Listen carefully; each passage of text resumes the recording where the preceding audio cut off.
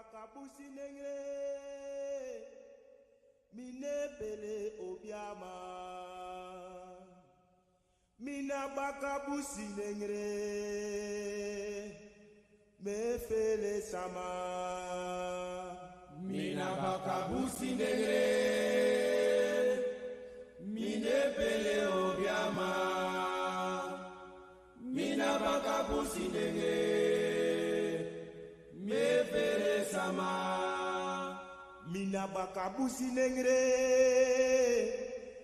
mine pele obiama mina bakabusi nengre me fele sama mina bakabusi nengre mine pele obiama mina bakabusi nengre me fele sama mina bakabusi nengre mine pele obiama mina bakabusi nengre me fele sama mina bakabusi nengre mine pele obiama mina bakabusi nengre me fele sama mina bakabusi nengre mine pele obiama mina bakabusi nengre me fele sama mina bakabusi nengre mine pele obiama mina bakabusi nengre me fele sama mina bakabusi nengre mine pele obiama mina bakabusi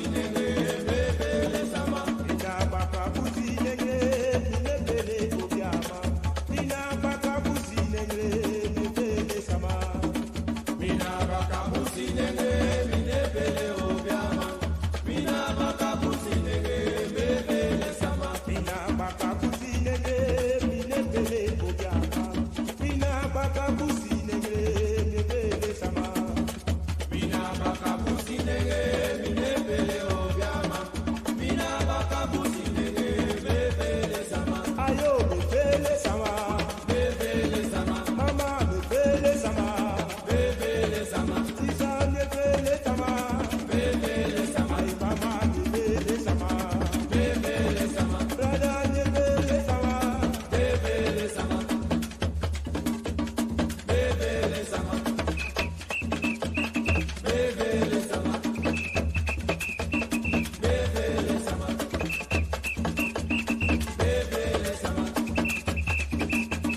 me fele sama mina bakabusi nengre mine pele obiama mina bakabusi nengre me fele sama mina bakabusi nengre mine pele obiama mina bakabusi nengre me fele sama mina bakabusi nengre mine pele obiama mina bakabusi nengre me fele sama mina bakabusi nengre mine pele obiama mina bakabusi nengre me fele sama mina bakabusi nengre mine pele obiama mina bakabusi nengre me fele sama mina bakabusi nengre mine pele obiama mina bakabusi nengre me fele sama ayo me fele sama me fele sama mama me fele sama me fele sama tisa me fele sama me fele sama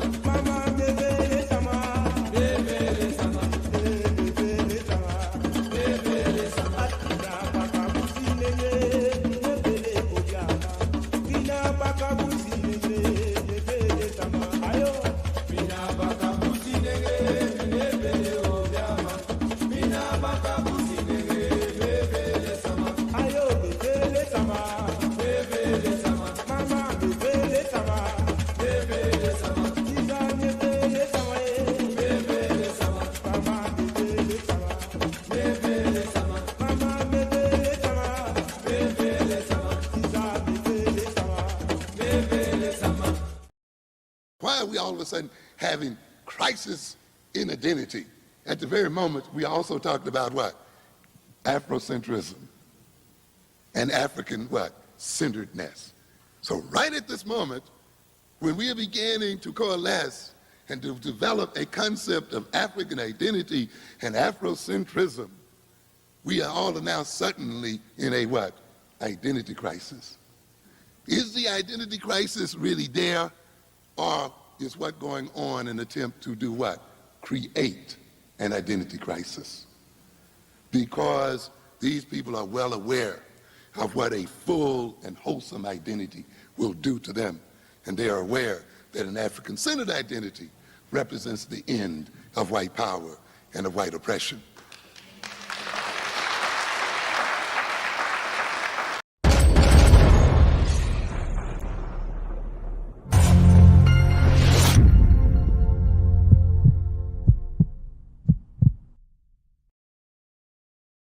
Tendai Mwadi, be thankful unto the Mother, Father, creative life force of the universe. Kudzai Muzimu Mukuru. We give praises unto our great ancestors. Abibi Tumi, Abibi Fahodie, African power and African liberation for all African people. Greetings and welcome, brothers and sisters. You are in the house. You are in the house for a very special presentation coming to you live via gotkushTV, brothers and sisters. This Ujama Day, Wednesday, the 1st of the month we call May. It is the month in which we observe Africa Liberation Day, which was designated Africa Liberation Day, the 25th of May in the year 1963, brothers and sisters. And we thought it would be good, beautiful, and appropriate to get the African Liberation Day month started with an insightful presentation coming from the one and only Elder Cecil Gutzmore. So do stay tuned, brothers and sisters. We're going to get into that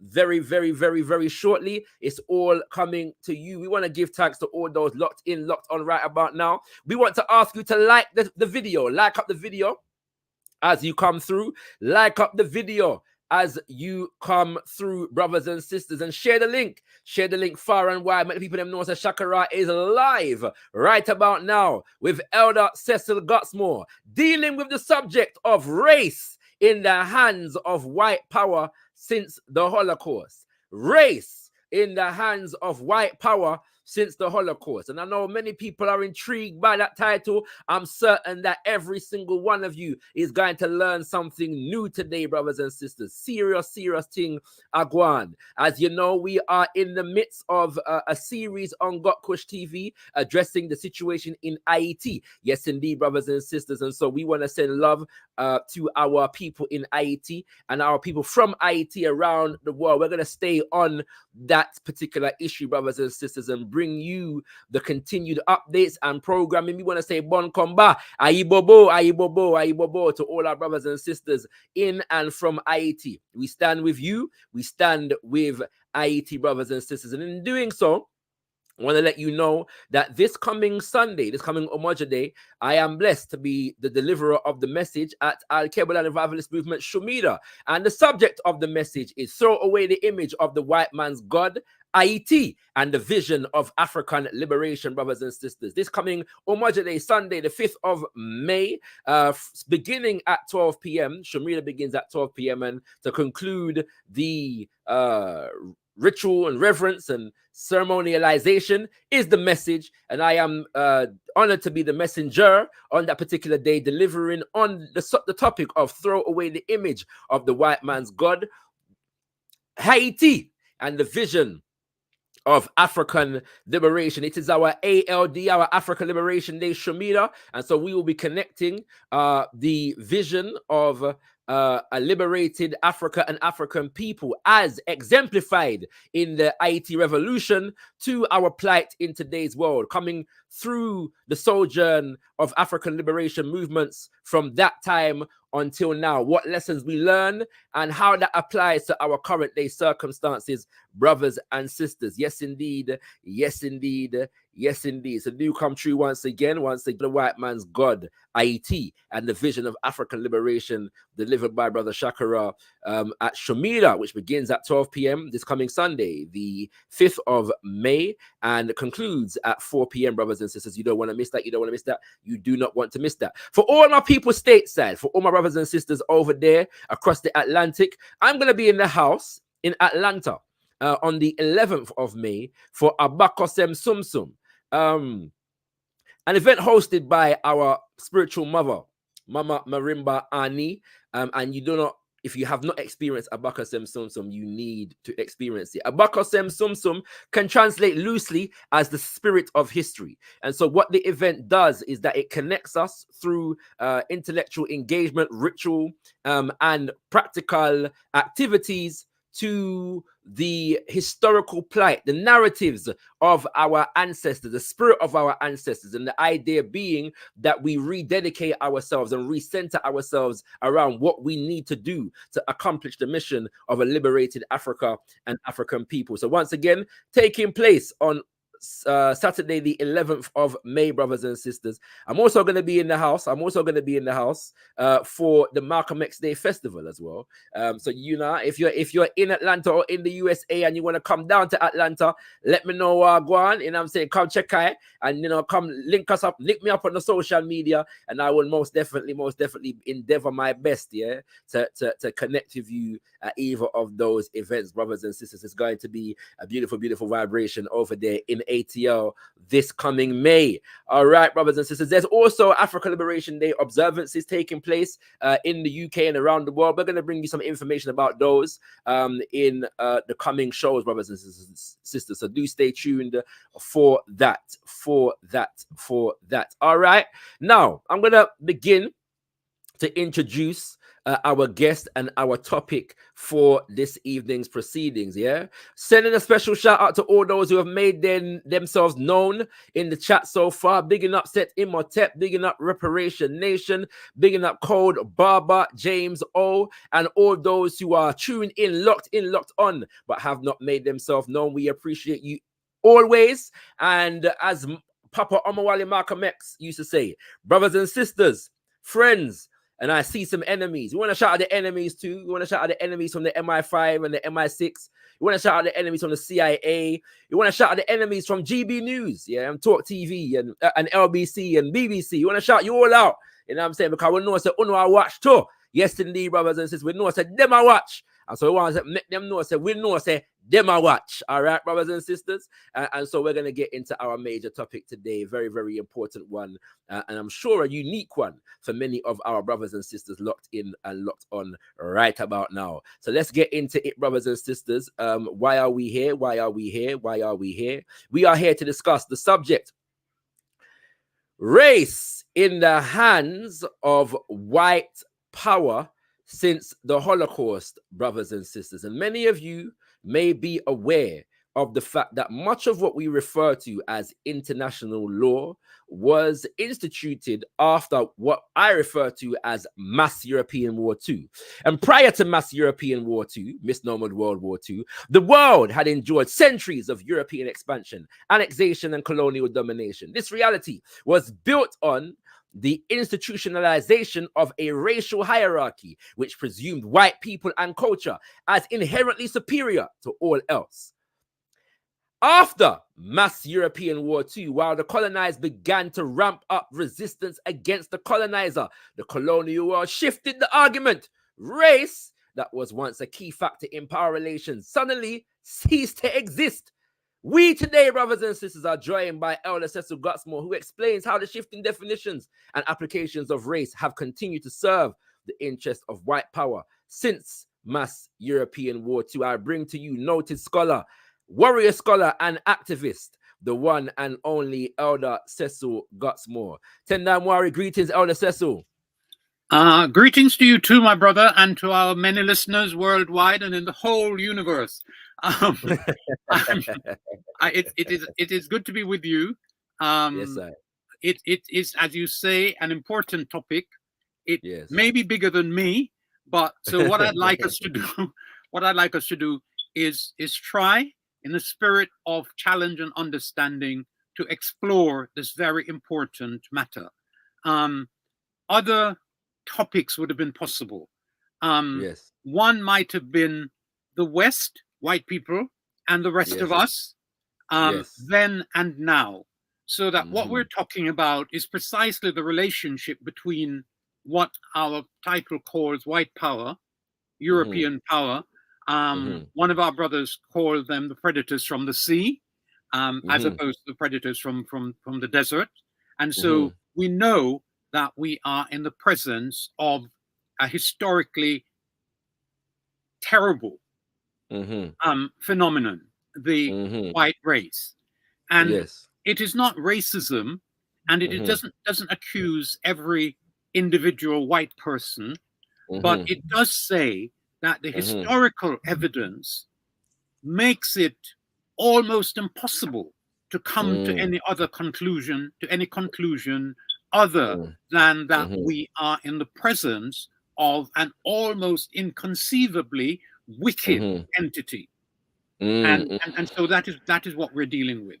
Now, the period since, let me go with the traditional name, since the Second World War, which also culminated in the Holocaust, that is the operation by which some white Europeans murdered mainly some other white Europeans in a process called the Holocaust, in which the Europeans who were killing other Europeans, and us if we were fighting for them, were focused on Jews, but not just on Jews. And the Jews we're talking about are European Jews, people who originated and converted in Eastern Europe.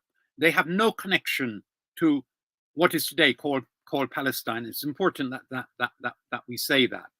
So that European process of mass murder, said to be millions, and I don't doubt the figure, 6 million is usually used, and I have no problem with it, of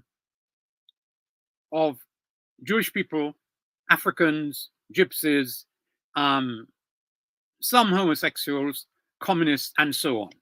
Undoubtedly a terrible activity.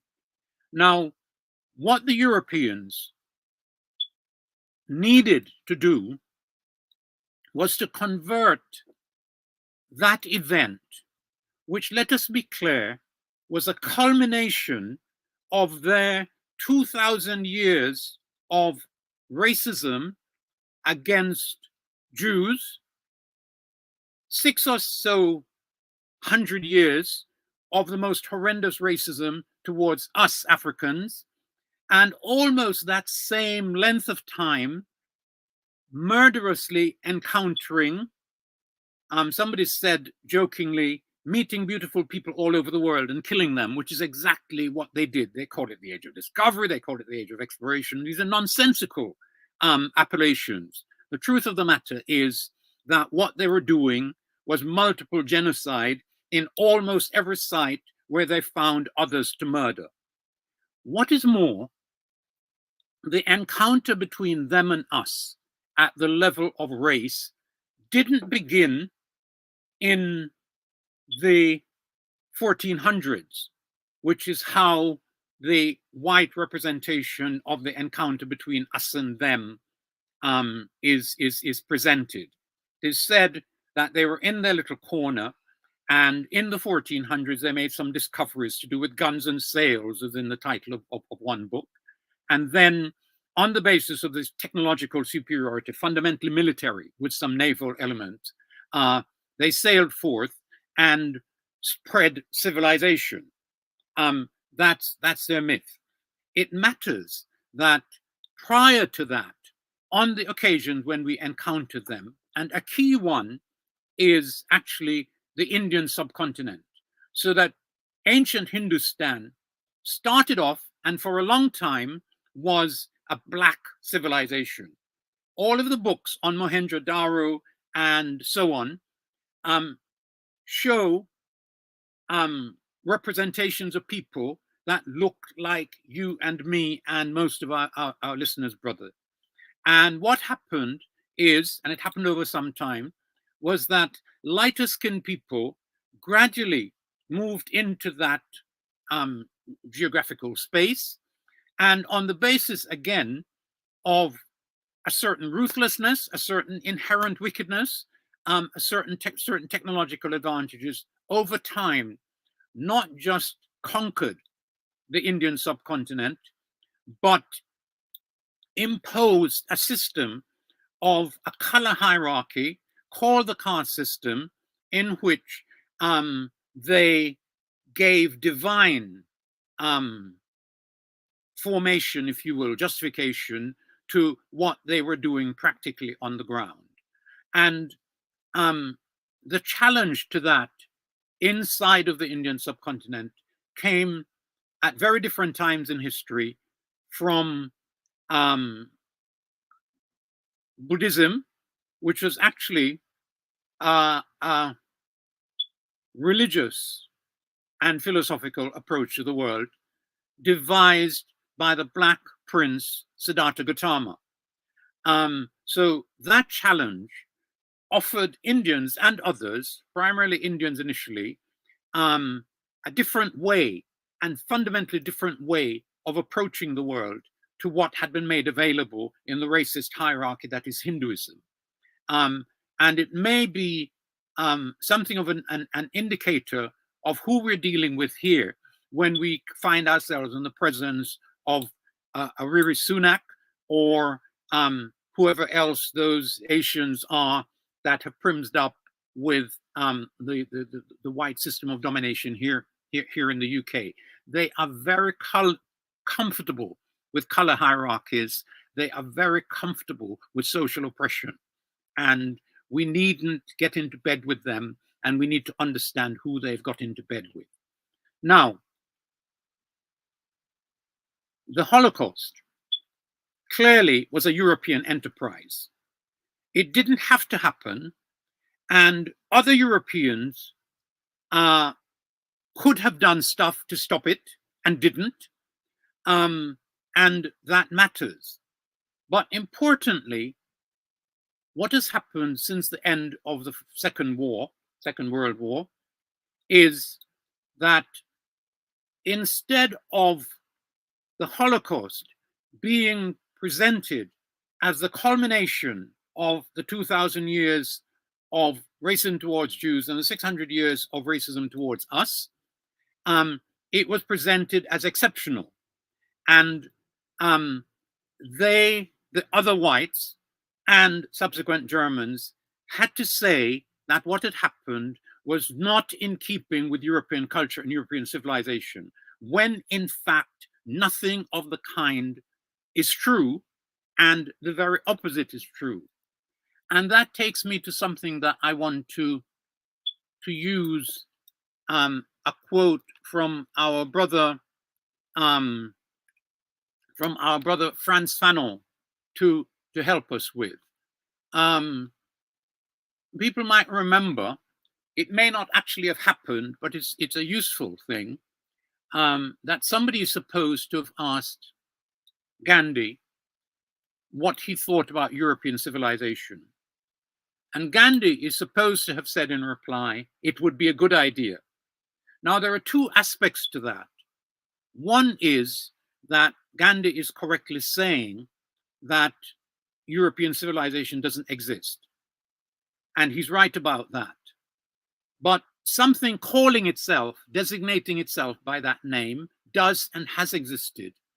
And on the basis of how that entity that calls itself European civilization has acted, Gandhi was in fact wrong to say that it would be a good idea, because none of the evidence that we have suggests anything to do with goodness, high ethics, proper morality in the socio-historical entity that we call European civilization. It's called other things as well. Greco-Roman, it's called this combination of Christianity and Judaism, Judeo-Christian, called all kinds of things.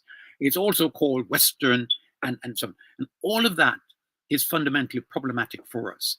So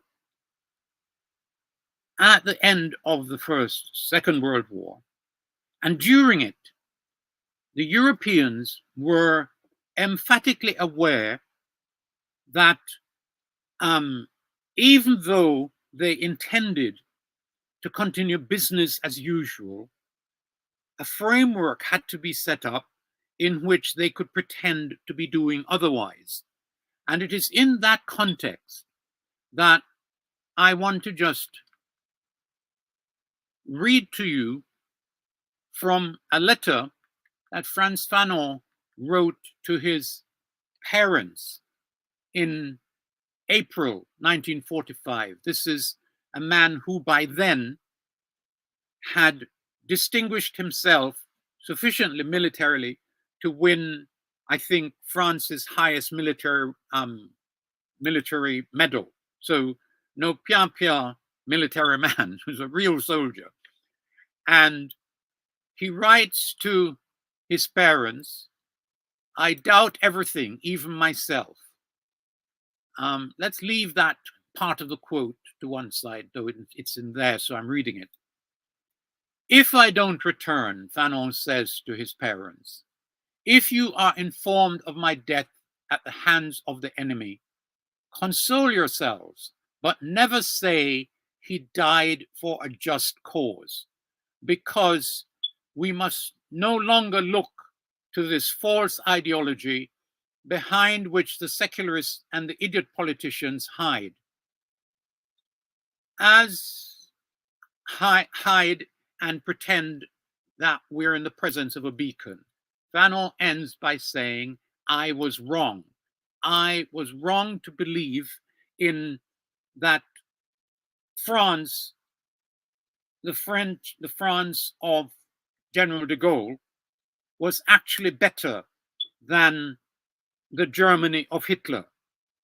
And it's important that we Africans and other people in the world understand the truth of that realization, which a man who had spent the previous something like 2 or 3 years fighting and almost dying for civilisation française, for French civilization, concluded that they did not represent a good cause, nothing of the kind.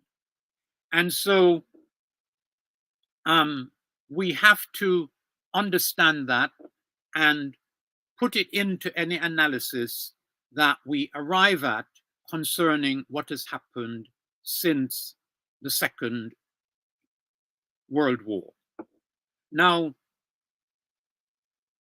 the people to whom, or rather about whom, Frantz Fanon says, "I was wrong to believe their cause to be better than that of those that they persuaded me to fight for or to fight against." Fanon was looking at the reality. And if we look at the reality, starting from where we are, just for the moment anyway, tonight, starting not in 45, but in 2023 and 24, late last year and this year, what we see is evidence of the continuing capacity, the continuing will, the continuing embrace by those who run the West of racist murder and slaughter, which is what we are witnessing in Gaza as we speak and in the West Bank as we speak, although the Western media long ago turned its gaze away from what the Jewish people are doing to another people in a land called Palestine, where they have put approaching 1 million people, certainly in excess of 750,000 people, as settlers in the West Bank. And what they are doing in Gaza, they call self-defense. But settlers and conquerors have no right of self-defense. The only people in such circumstances who have right of self-defense and human rights are in fact the conquered, those whose territory has been settled. And French people know that because during that Second World War, they fought the Germans, and after they fought the Germans, those who had supported the Germans were tarred and feathered and hanged. That is how it was. Now, another facet of this moment, 70 odd years after the end of the Second World War, is that as we look at our screens, we see reports of a developing encounter between the West and China. Now, let us be clear that the West has nothing political against China. They talk about internal oppression. Of course, they hate communist parties, and I understand that. That never stopped them trading with China.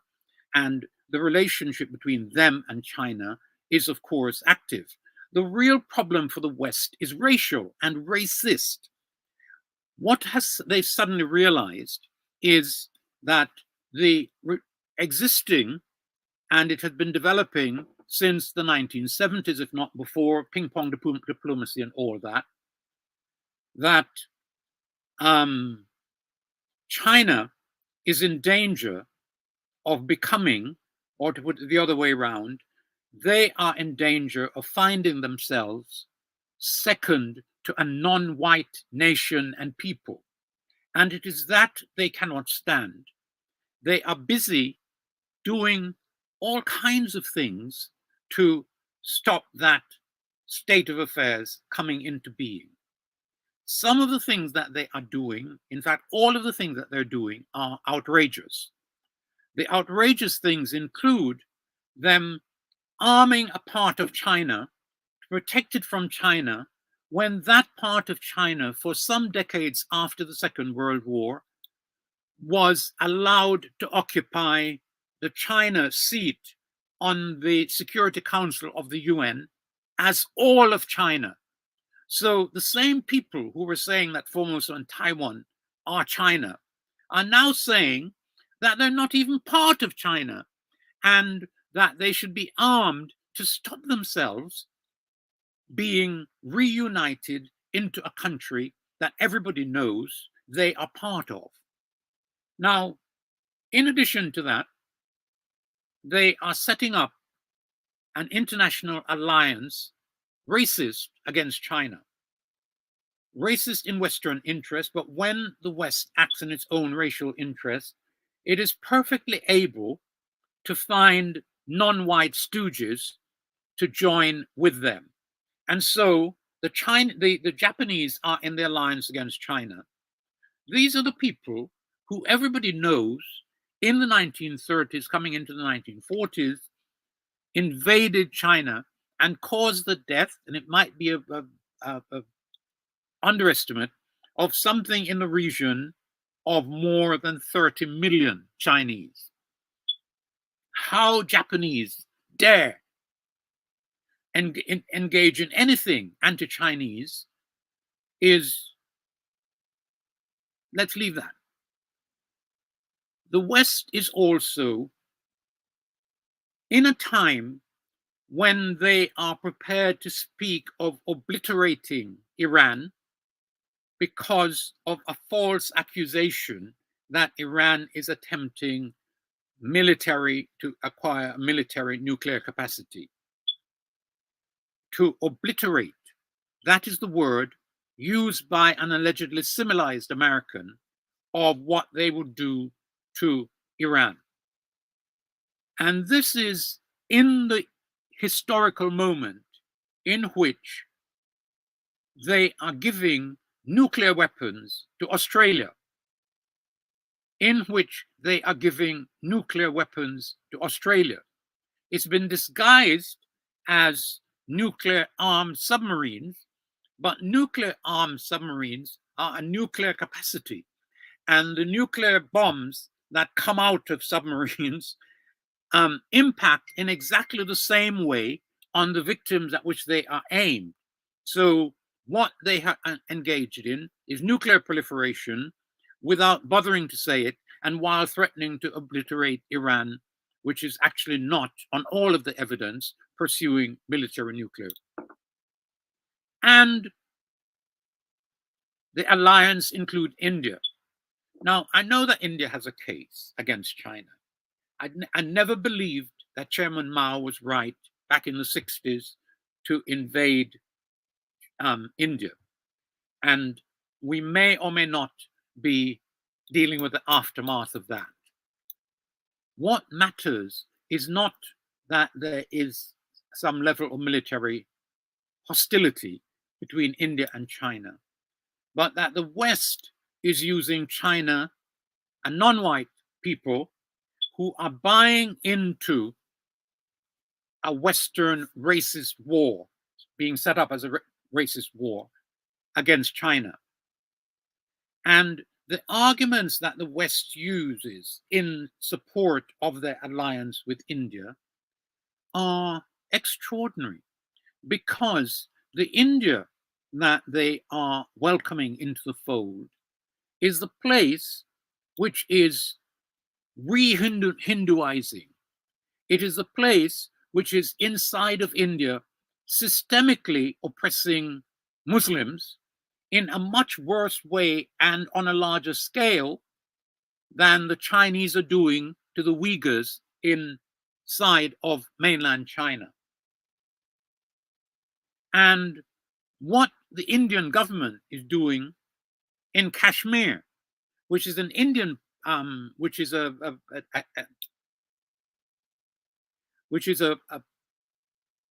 province of India that has an overwhelmingly Muslim population.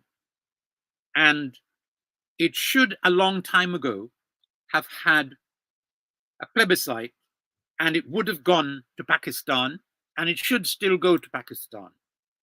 Nehru sabotaged that plebiscite because he was born in Kashmir and loved Kashmir. And India and Pakistan have had wars over it. Importantly, Hinduized India under a Hindu fascist, Modi, is withdrawing all rights to Muslims as Muslims in the territory I'm talking about. And these are the allies of the West in this moment. So the racial, racist objective of remaining the leading power in the world and making sure that China never comes with any ease to occupy that position is what we are presently facing. Now, how did the West manage its post-Second World War racist project? There are important elements to it that have to be properly understood. It has already been said, both by myself and our young host, that in the aftermath of the Second World War, the Europeans intended to, and actually did carry on as they had done prior to that war, outside, in territories outside of Europe.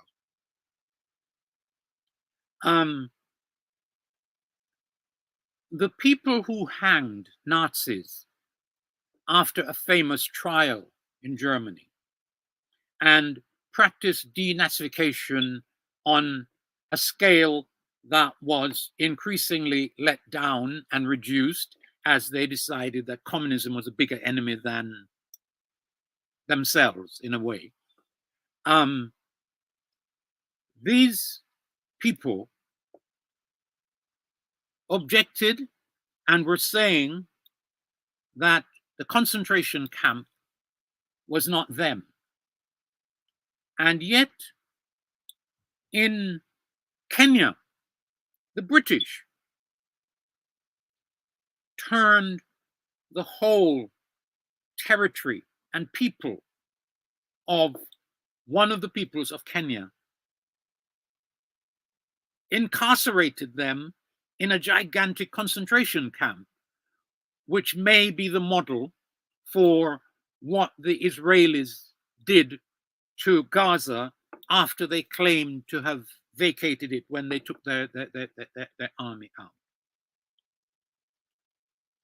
So we have the Europeans in Eastern Asia, sorry, Africa, in East Asia also, when the French tried to hold on to South Vietnam, and when, having been roundly defeated, the Americans crept in, and then, as us non-Europeans need to remember, the Europeans only go when they are defeated, militarily defeated, economically defeated. And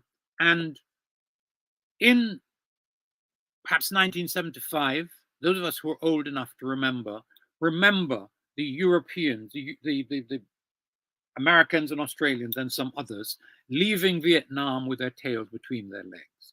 It is possible to defeat them. The Afghans defeated them recently.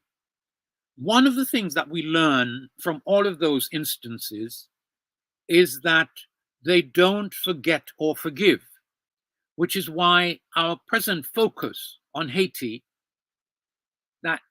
that element of Western vengefulness needs to be taken into account when we are analyzing our historical and current experience.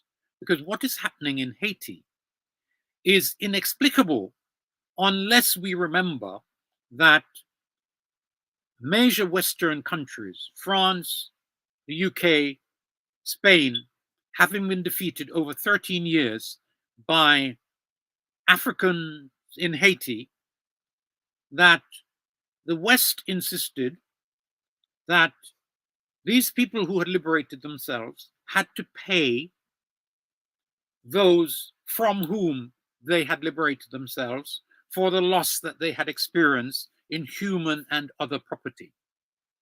And Haiti was penalized to the tune of 90 million gold francs, now in the tune of approaching 30 billion US, in the 20 billions pounds and euros and so on, right? The Haitians have been punished in that way, punished by occupation, punished by threatened occupation, punished by the expulsion and overthrow of democratically elected leadership, and punished and punished and punished. After the earthquake, what we had was the US, which actually has no humanitarian capacity whatever, putting into Haiti 20-odd thousand military just to protect its interests while pretending to be benevolent. And other Westerners who went there on the back of allegedly helping Haitians in the aftermath of that terrible earthquake proceeded to steal the aid from the Haitians.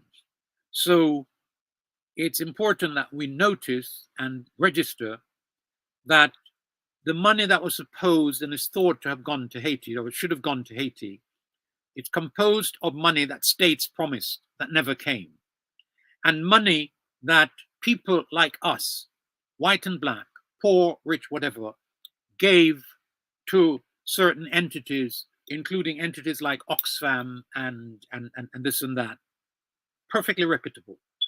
Almost all of that money was stolen by those entities, never put into Haiti.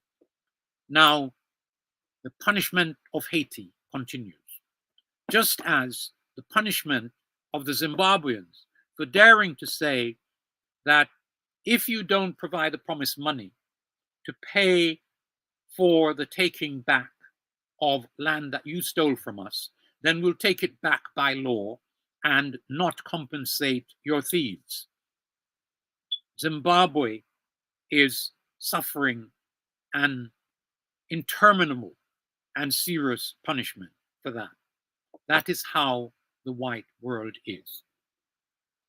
So, and it's important too that we remember that France tried to hold on using terrorist means to a major country in Northern Africa, Algeria. It's important that we remember that that little place on the southwestern coast of Europe called Portugal tried to hold on to gigantic swathes of Africa on the grounds that those places in Africa were not Africa, but Portugal overseas. And they fought wars, which they lost against Africans in order to try to hold on to those territories. But most importantly of all, the West tried to keep hold of the territory that we call Azania and that they call South Africa, because they had settlers there, and because they had control of all the resources, and because in addition to that, they said it was geostrategically important to them, southern tip of Africa.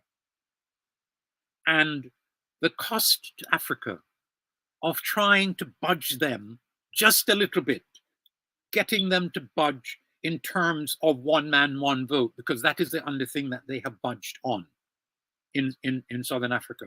All of the resources remain in their hands. All of the land remains in their hands. All of the gold and platinum and whatever else, and it's a lot of whatever else, is actually owned by Western companies or by South African companies that happen to be white South African companies and part of international capital, the entities from which manage the theft of African resources via idiotic routes, as one that Walter Rodney denounced in the mid-70s. That's called capitalist direct investment. Capitalist direct investment is simply a mechanism by which what I own, say Jamaican bauxite, say Guyanese oil, say Trinidad oil, is transferred from my ownership to the ownership of some others. And there's a pretense that the others have invested. And if you look, it appears that they have invested. But in reality, what they do is pay back themselves for their alleged investment out of the take. And so they get everything apart, and they own after that everything. And they then pay you something called royalties or whatever, which is a pittance of the actual take from the operation. So no investment actually takes place, and the myth of capital investment is precisely that this mechanism that facilitates and legitimates the most monstrous thefts that are presently going on get thought to be benevolent by people like us who should know better. South Africa was held before they surrendered voting rights to Black people by mass terror in the surrounding countries, they're called the frontline states, by mass killing of Africans inside of South Africa. There's a book, I forget the author's name, but it's called Destructive Engagement. The figures that speak to the millions of people, Africans, murdered in and around South Africa as the West, anti-racist West, non-racist West, tried to hold on in the old form, settler colonialism, to South African Azanian resources. So here we are. This is how they acted, and on the basis of what I've already said, how they are recently continuing to act. Think Gaza and think Western mass murder, think Western genocide, think victims of genocide becoming genociders, which is what the Jews who put themselves up as victims turn out to be doing. And in the Balfour Declaration, which is the key document for the establishment of Israel, that document shows that perfidious Albion, the British, knew exactly that even though they were saying that they intended to support the establishment of a Jewish national home in Palestine, fully understood and said, providing it is not done at the expense of the existing population or injury to Jewish people living elsewhere in the vicinity of Palestine. Both of those things could not happen. And we now face a situation, it's important that we understand this, where the only thing that the Jewish people, who are saying that when you criticize their state, you are engaging in racism, in anti-Semitism, the only thing that they declare that they regret is not what they are doing to the Palestinians now and what they've done to the Palestinians in 1948 and what they did to the Palestinians in between 1948 and the 7th of October. The only thing that they say they regret is not to have pushed all of the Palestinians out of Palestine in 1948 when they had the opportunity to do so. And what is happening in Gaza now is an attempt at a Nazi Jewish final solution. Race matters. And in the instance of the Jews in the Middle East, what we have is the racist West making the majority of the world's Semites, which is what the Arab people are, pay for their alleged anti-Semitism against a minor, numerically Semitic people, the Jews. This is how the racist West's world turns. Now let us get back to how they managed the business of race, theoretically, ideologically, philosophically, after 45. We live in a strange world. I quoted from Fanon earlier, but I could also quote from Bob Marley, quoting from His Imperial Majesty. And if I did that, you would hear me saying, until the philosophy that holds one race superior and another inferior and so on, everywhere is war. And you would hear me saying something about looking forward to a time when the color of a man's eyes is of no more significance than the color of his skin. And Marley, who was progressive and a good fellow, believed that. And lots of people accept that as a proper objective. I'm afraid it's not a proper objective, and it's evidence of the way in which European racism has confused us around race. Now, I do not look forward to a time when the color of my eyes are which are insignificant at the moment. So it never had any significance. Although I hear people being praised for blue eyes. So let's assume that that can be granted. The color of eyes have no even major cultural significance. By contrast, what is skin color? And what is skin color to an African that we would want to go down the road of achieving a state of affairs in which our skin color doesn't matter? Not as a point of superiority to anybody, but as a point of identification of our historical experience and achievement. Experience which has been grand and brutal, and achievements which have been massive, that place us at the head of world civilization, a disunited continent now, and so on, but our cultural achievement remain grand and important. I don't want to be competitive, and I don't want to say that it's better or worse than anybody else, but it is valuable, And all Africans should value it sufficiently to know that the skin color pattern, which enabled the ancient Greeks to recognize ancient Ethiopia and ancient Ethiopians as the people of God's land, that is not to be thrown away, because we've lived for the past few hundred years in a world in which whites have set up a racial hierarchy, which clearly offends us, which clearly is part of the process of oppressing us.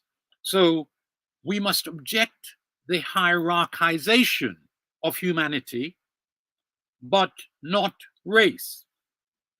Now, it is precisely those who have hierarchized race who have, with the intent of hiding behind it, of not acknowledging their continuing racism, and the not acknowledging their continuing racism involves another trick. I have a scheme which I could put up and should put up, but won't. Let me describe it to you. It's a spectrum. At one end of the spectrum is things like gas chambers and burning crosses and that kind of stuff. And at the other end of the spectrum is stuff like racial epithets, like, you know, ordinary day-to-day stuff that you and I have encountered in a million different places over a long time. Stereotyping, predictable acceptance of low expectations, and so on. So racism in the eyes of the white world, and most liberals, is the stuff that the Nazis and the National Front and the, what's the one in the US called? You know, those people. Racism is what they do. What the liberals do in hospitals, in police stations, in schools, in universities, and all of the institutions. I once worked in an English local authority, and believe it or not, a colleague, same level as me, actually asked me one day, how did you get in here? Right? Now, that man wouldn't in a million years see himself as racist. And while I was doing that job, we were training all kinds of local authority workers in and around anti-racism. We had roomful after roomful of teachers and of librarians who were liberals. They rarely read the Sun. They sometimes read the Mail. These are Guardian readers. They're progressive, decent people. They went to the theater. They loved music. They even knew about opera, right? They knew about painting. In one of my classes, one of them said something about, I said something about Spanish art, which I know too little about. And somebody said, well, you've left out Velasquez. So these are civilized people. None of them, even as they were being outrageously racist to colleagues, thought of themselves as racist. So that misperception of what constitutes racism is visible in this moment in Britain as we speak. But that's not at the center of our interest and analysis today. What is something much more important. Something whereby people, intellectuals, acting on behalf of Western capitalism, consciously or not, facilitated Western capitalism, Western imperialism, that racist system that went abroad after the Second World War and continued to kill millions and to steal our resources and so on and so forth. That set of people wanted to continue doing that without focusing on racism. And so they focused on race instead. There's a book called, it's called Race, Man's Most Dangerous Myth, by somebody called Montague. Not only was race declared a myth, but they went on to say that it's non-existent, and that when you look at race, all you see of any value is something that they say involves a social construct, or the social construct, race, and race in that little quote has either one or two inverted commas, quotation marks, if you will, round it. So the social construct, race, one set of inverted commas, or race, two inverted commas. And inside of that claim, and the way in which that claim is utilized, is that behind it is a denial that race, which I was talking about, skin color is a big part of it, doesn't exist, that there's no scientific basis for it. Now, the West and Western intellectuals decided that in a very pseudoscientific and fundamentally anti-scientific way. What is race objectively? Race is the division within species Homo sapiens that manifest in terms of skin color, facial features, hair types, and so on. This is physically manifest. Now, that physical manifestation, which is called phenotype, couldn't exist and couldn't manifest unless it was supported by stuff that was happening genetically. So the phenotypic differences within humanity are evidence of the genotypic divisions within humanity. So I don't look like Boris Johnson is not just a statement about phenotype, it's also a statement about genotype. Now, how, given that fact, has Western intellectuals and Black people who joined them managed to say that that biological, biogenetic fact is an unreality? How have they achieved it? They have achieved it by a set of declarations to do with evidence they have dug up from allegedly genetics, that within what's called race, let us say the African race, are important genetic differences, that there might even be more genetic difference between me and another person, Black, who looks like me, and the two of us as compared to Boris Johnson. If that is true, and it is, what does it mean? It means that that is how nature has handled race as a natural fact. It doesn't mean that race is not present in nature, because it clearly is, and the connection between genetics, invisible, and phenotype means physical biogenetic fact. And the fact that nature has handled it in the way that it handles it, including looseness of borders, doesn't mean that you are in the presence of a non-fact. But that is what the Europeans decided.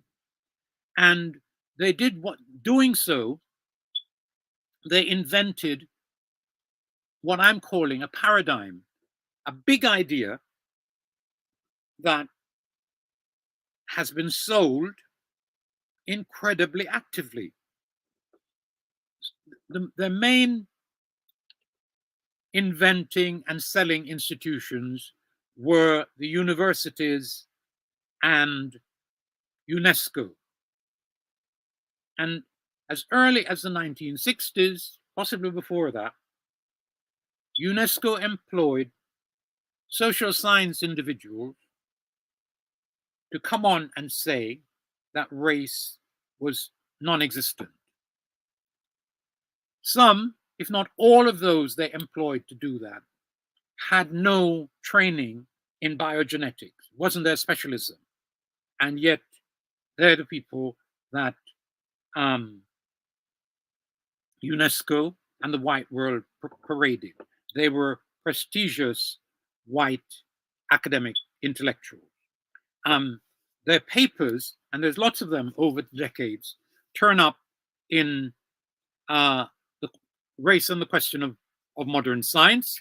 That's the first collection, but there are a series of them in individual papers over the period of time. But the point that I just made less depends on it than what I implied. Because since using social scientists to make statements about the non-existence of a scientific biogenetic state of affairs, they have found a whole host of biologists and geneticists apparently to confirm that race does not exist. All they mean is that we have decided, predetermined what race should look like. We have decided that when we look at what nature has done, what nature has presents us with doesn't look like what we have defined it, that it should look like. All of the stuff about what constitutes,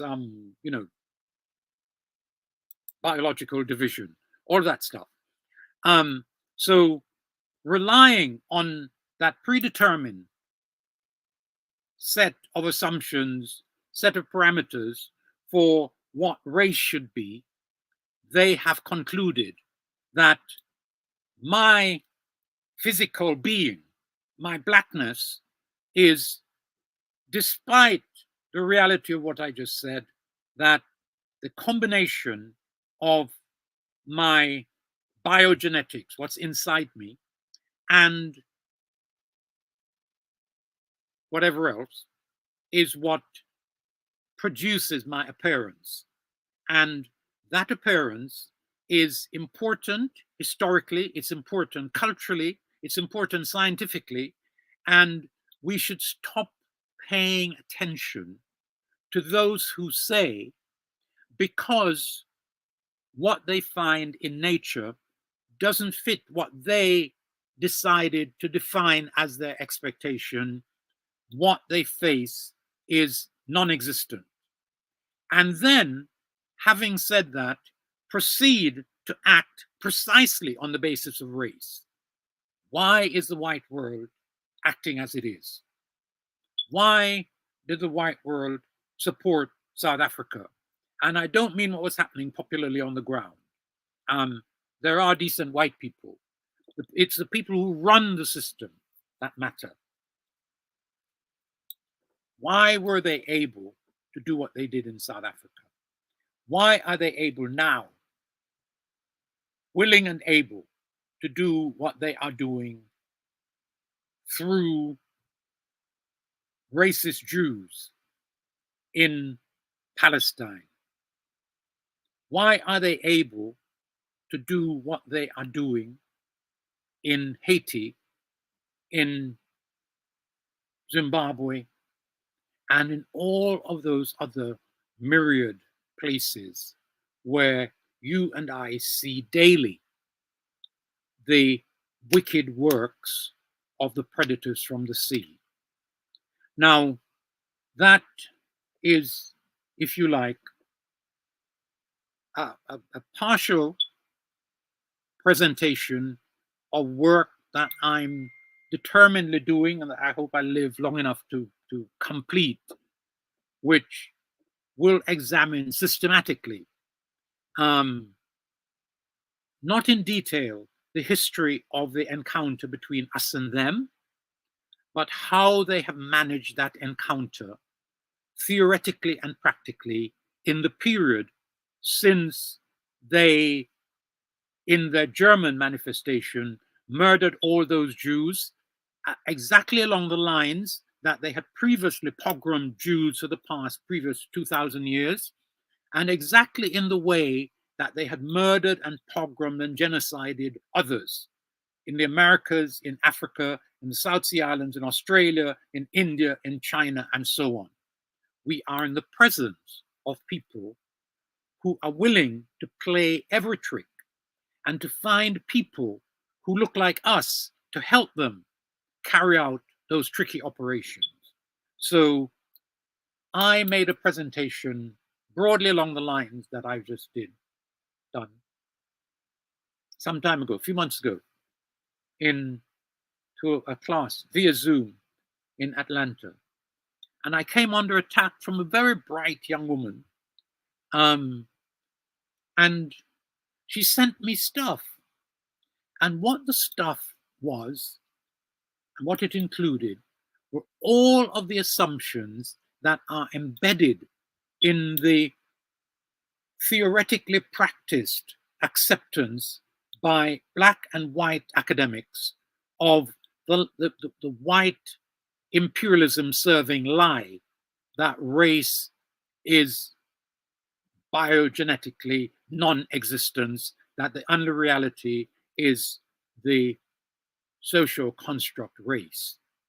And that is what I'm trying to complete a book which brings to the fore, because it is a problem.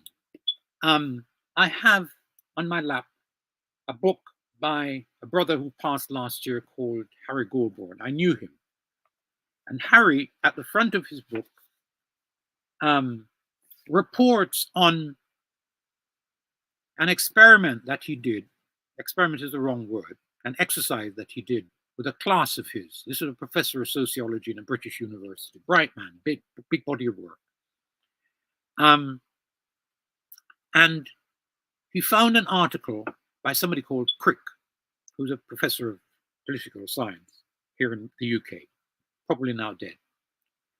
And Crick had written this strong article in the New Statesman, a journal of opinion at the time, may still exist, which advanced the proposition, spelling it out, that race doesn't exist, all talk of race gets in the way, and it should be abandoned. Goulbourne put the Crick article to his graduate students in the seminar, and almost all of them sided with Crick. So the white lie about the non-existence of race has been passionately, effectively sold, and is defended as if human life depended on it by white liberals, by white right-wingers, and by bright black people who think that if you can't say that race is non-existent and say truthfully, you are in trouble. And it has extraordinary effects. Remember, I mentioned Bob Marley. But there are Pan-Africanists, serious ones that I respect. And they will change quotes from Marcus Garvey. Everybody knows that Marcus Garvey, one of his slogans was something about up ye mighty race. There are Pan-Africanists, Garveyites, who've substituted people for race, as if there is something wrong. And the wrongness of it is entirely derived from what white people have done with it historically and how they misrepresented it since the Second World War. So we have work to do to understand the process to which they have subjected us side by side with their continuing genocidal terrorism, with affecting our minds about what we should think regarding the biogenetic reality of race. I want to stop there for the moment. Giving thanks, Elder Cecil, giving thanks, magnificent, insightful, informative, as always, brothers and sisters. And so, my brother, go ahead, Elder Cecil, go ahead. My brother, yes, sir. Yes, sir. You see how I wave my arms around? Yes.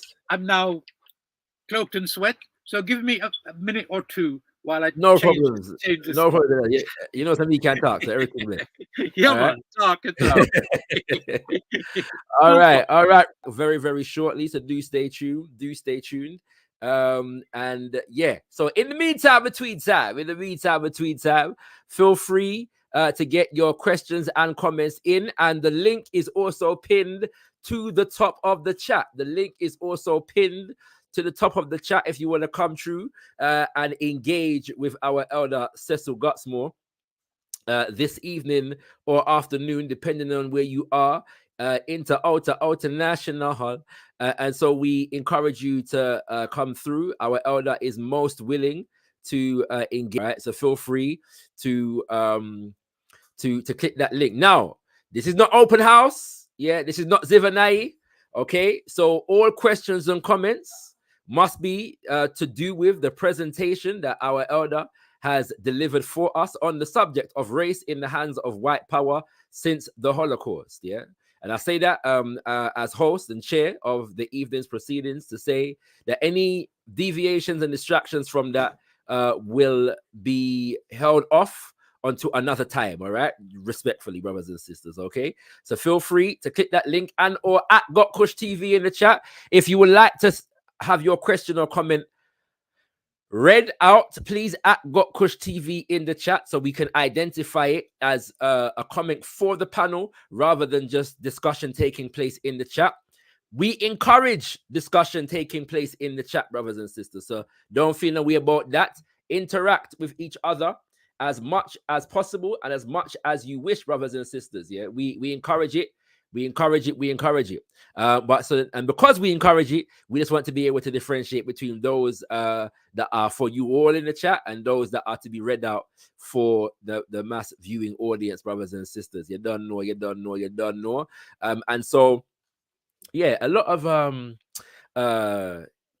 food for thought in that presentation. Some of it actually relates to a presentation that we'll be dropping on the 10th of June, brothers and sisters, yeah, on gotkushTV.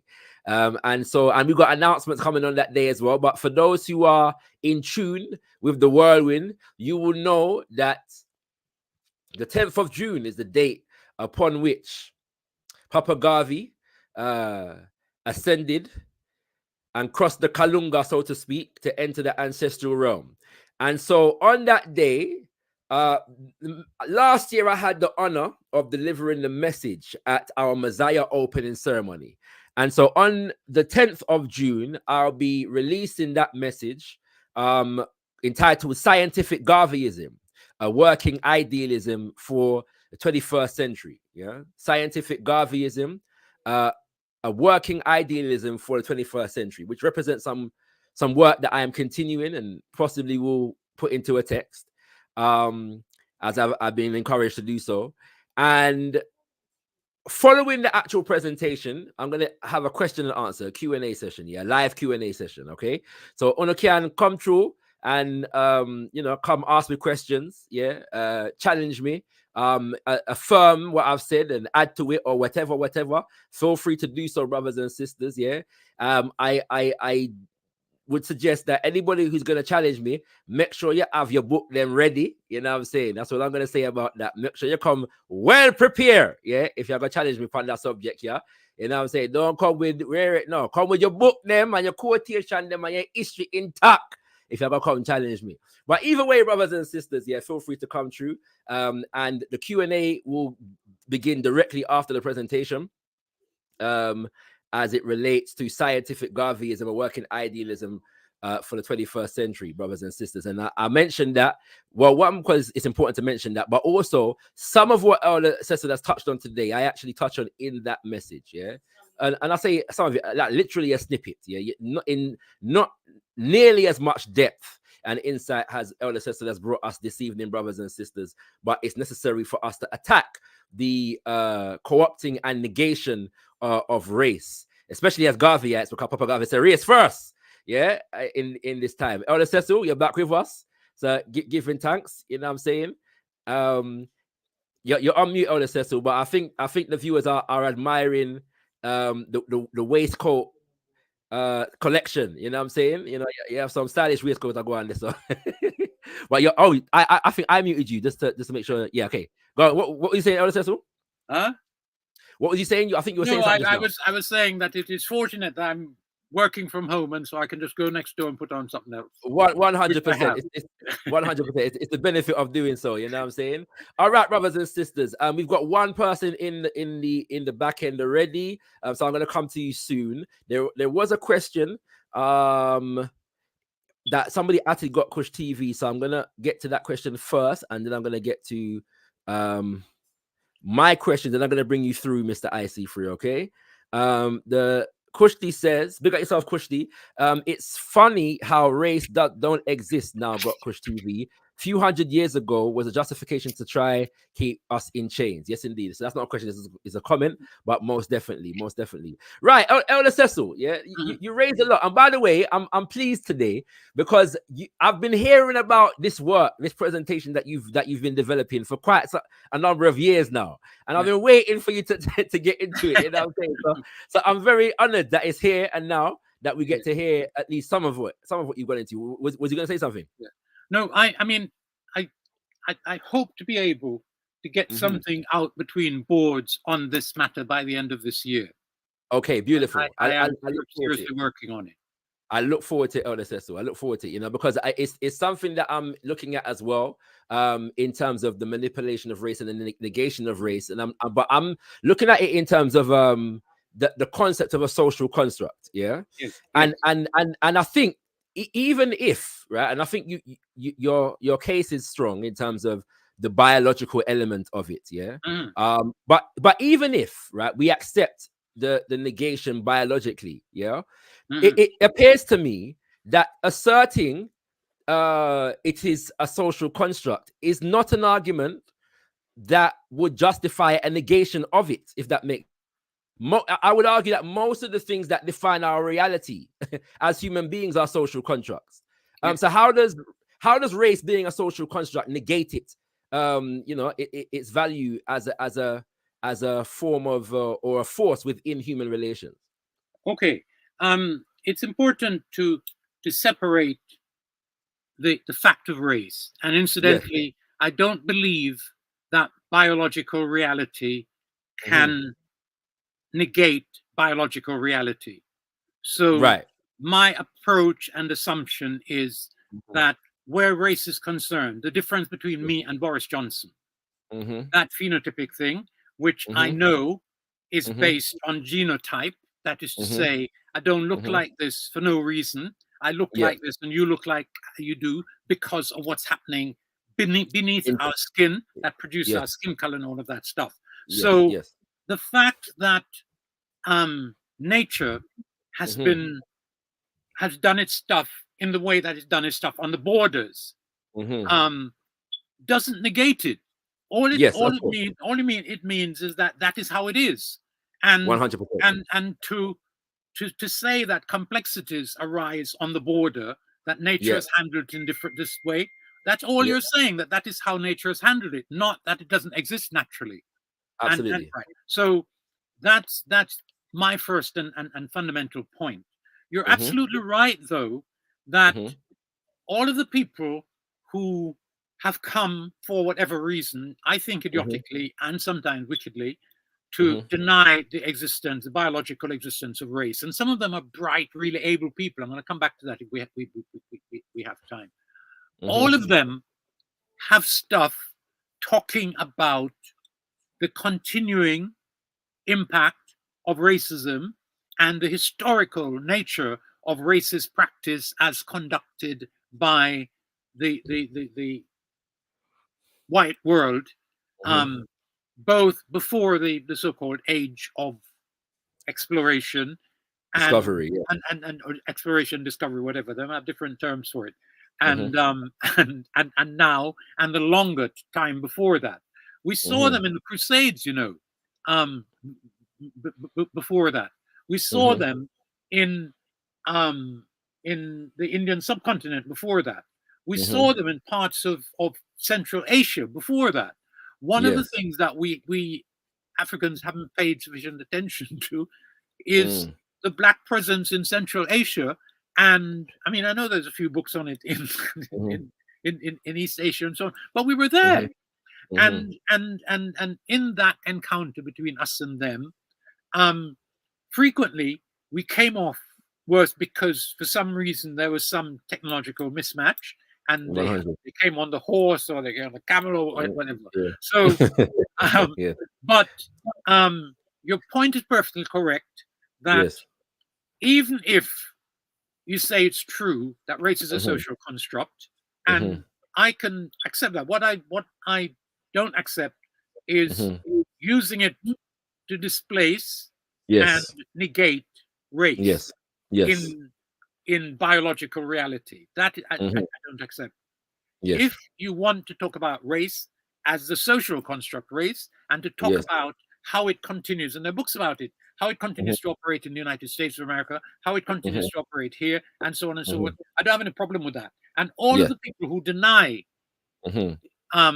the existence of race have books full of stuff about how racism really operates.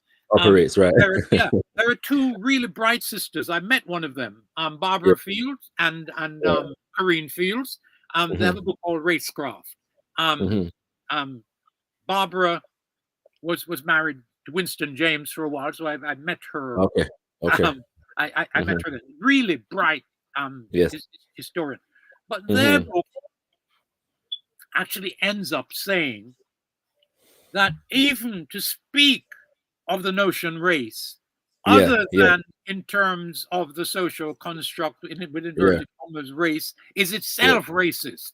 That's how far it's got. And wholly bright fellow Africans now occupy that position.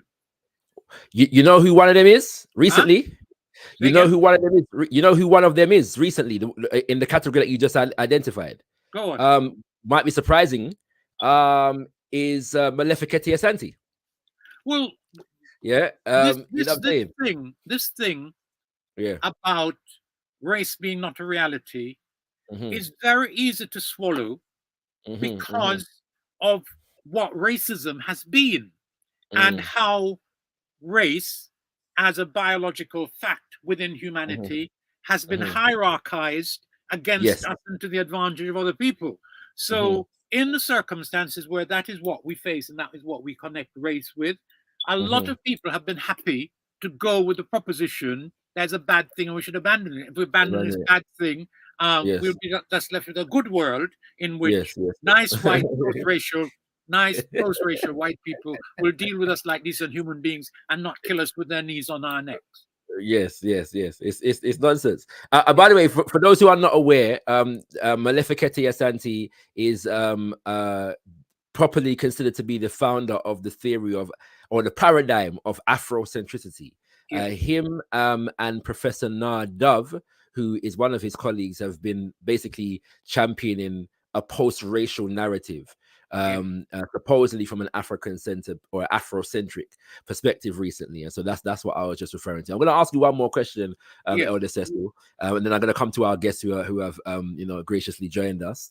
Now, just to delve into the early part of your presentation, Elder Cecil, because it might sound counterintuitive to many, that you come now with all this talk about what Papa Garvey referred to as a tragedy of white injustice, wrote the longest poem on the subject, right? But without the white people, them, Elder Cecil, we would not have Christianity and democracy, and we would not have the Enlightenment and liberalism, Elder Cecil. We would not have Judeo-Christian values and every moral, institution, moral framework in today's world, for the most part, is drawn from Judeo-Christian values, Elder Cecil. So how you come now and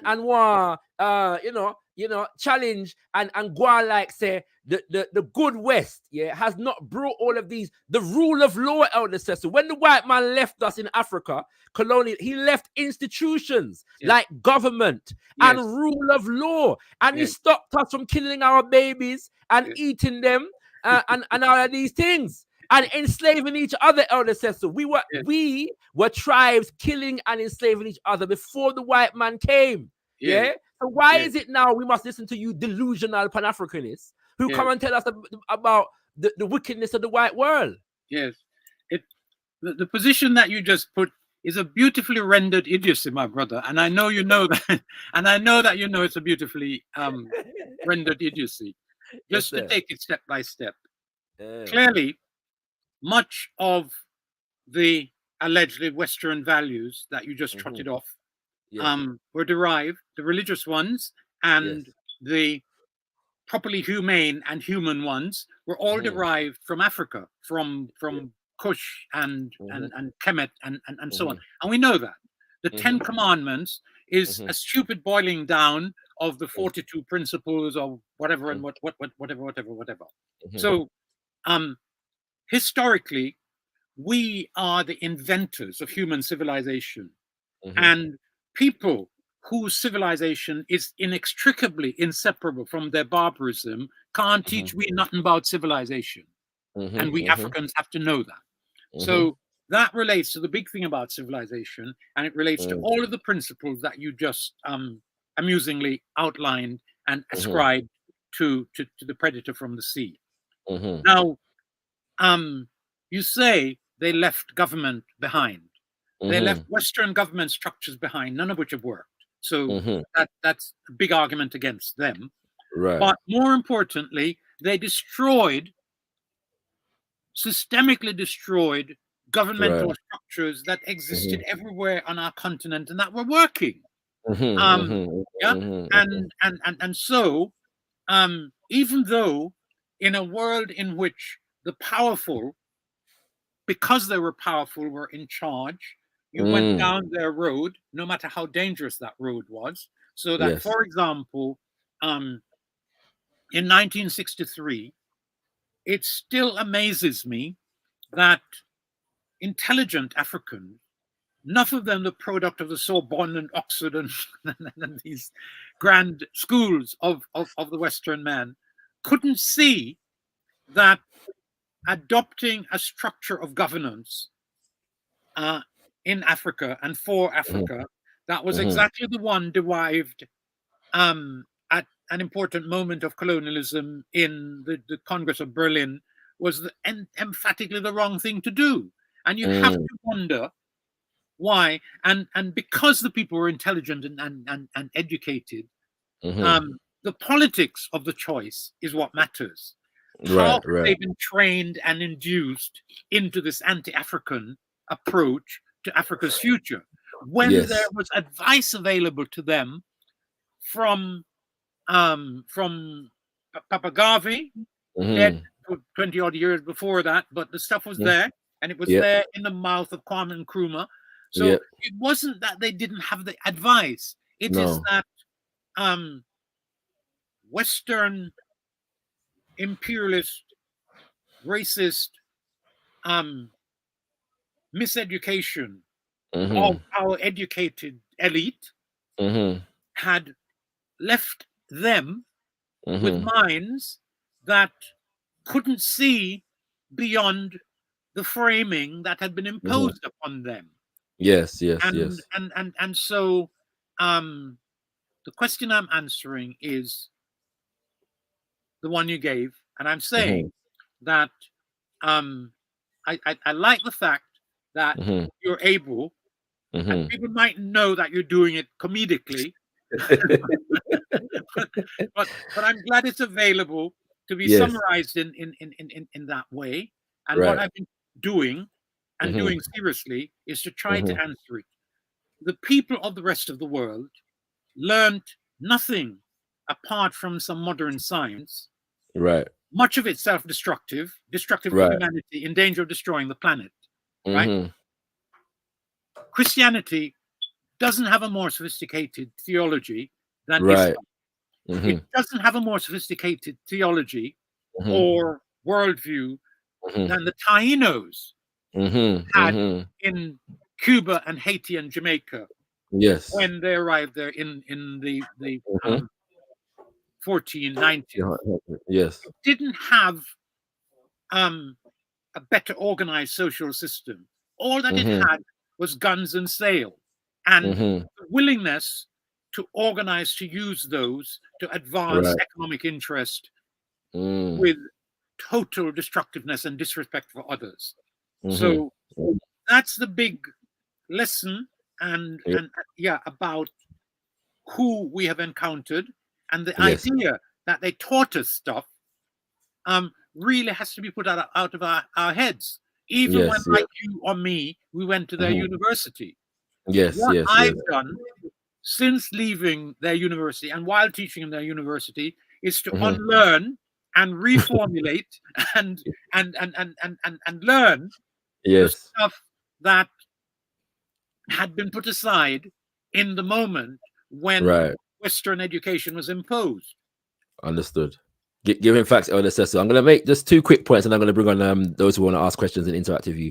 The first is just to add to the list of I was about to say contradictions, but let's just say list of crimes, in relation to the implications of white power today, and how it manifests itself, was demonstrated last year in Australia. Because after going there and committing a genocide against the indigenous people, those who remain simply wanted some recognition, to be recognized formally in the constitution. And the society, the Australian society, the people, this was taken to a referendum, and the society voted against recognizing the known indigenous people of the land who were massacred to form what is now Australia in the constitution. Yes, sir.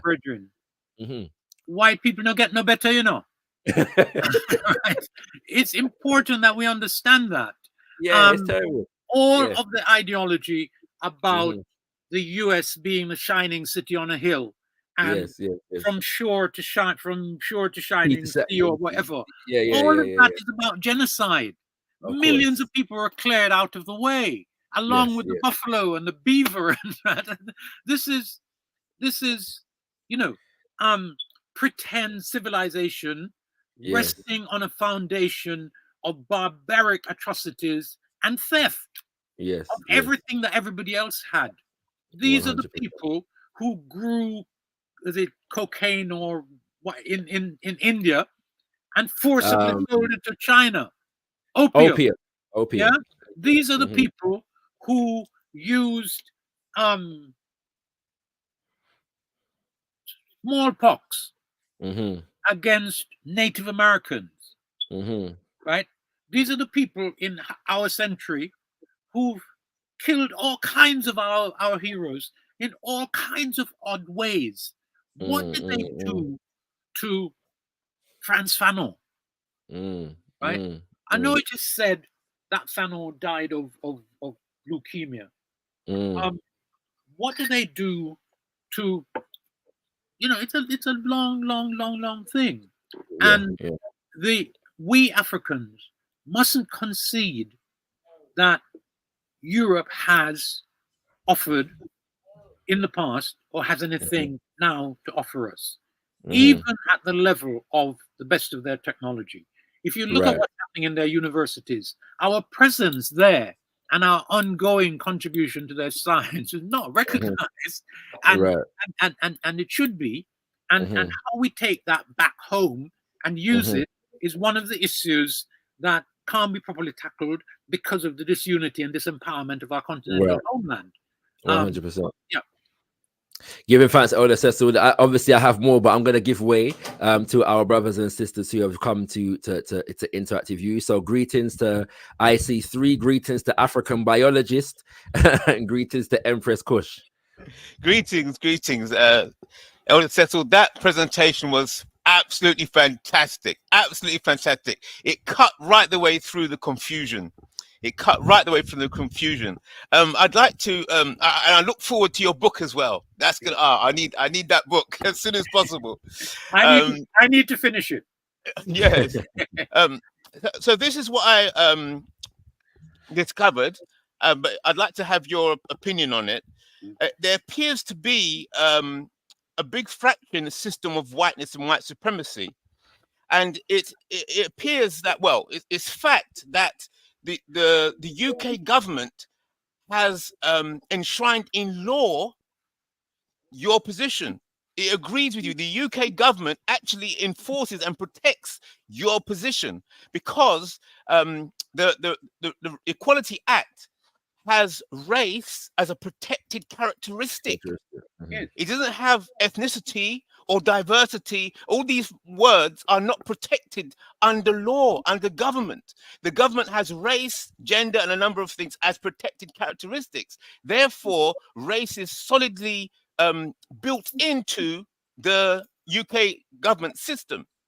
But in contrast, what I found out is that the United Nations, the African Union, European Union, they have an alternative model that conflicts with the UK model. They say, in their attempt to fight racism and bring about diversity, they say there's basically four groups.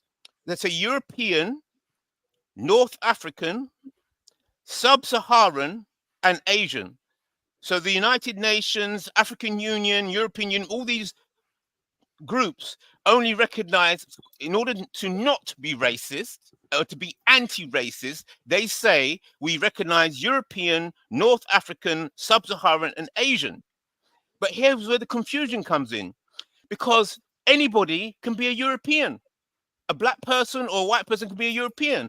Anybody can be a North African. Anybody can be Sub-Saharan. So a white person can be a Sub-Saharan, according to these groups. So it's total confusion. So it appears, that's why I keep pushing the IC3, because the UK government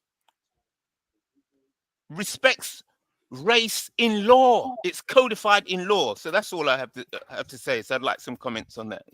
Okay. Thank you for that. I'm not sure if the what you're saying is the EU position is as confused as you make it out to be. Those categories relate to physical description.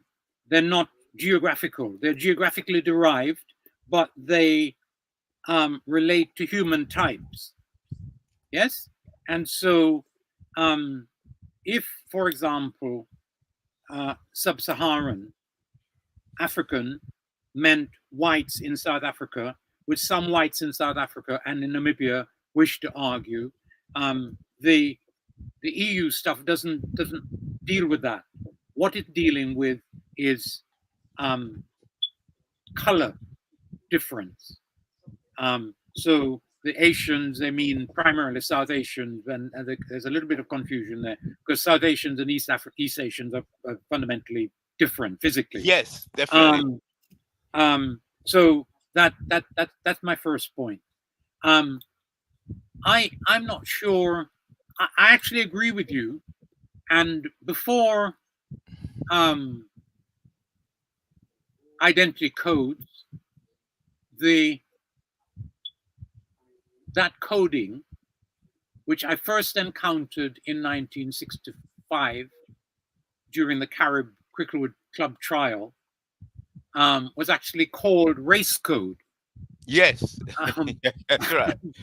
And the entire purpose of that race code was to find a way to identify to the police when the police were involved in encounters with us, black people. Right. And when they used their radios and mentioned RC3 as it was then, it's still That's working right. the same way. It brings down unconstrained force, unrestrained force, overwhelming to deal with the black people involved in that encounter. That is why the Metropolitan Police invented that. Right. At the higher level, the British state, what it was dealing with in the 1960s was, and 70s more, was a consequence of what had occurred in British post-war history, which is that a country that was pretending on the basis of its empire to be non-racial and universalistic. They passed, the Dutch did it as well, a 1948 Nationality Act. And those Nationality Acts gave equal rights of movement to all His and Her Majesty's subjects in Her Majesty's domain, right? And they were surprised out of a tiny little head to find that we come here on that basis. Right, right. Now, how was that to be reckoned with? And right, so there's a set of legislation from the 60s which sought to address that. Race became new and old Commonwealth. Old Commonwealth citizens are white people, and they back that up with a category called patrials, which means you have a white grandfather somewhere, right? and that's all in the legislation or implied, yeah? So that's the 1962 Act.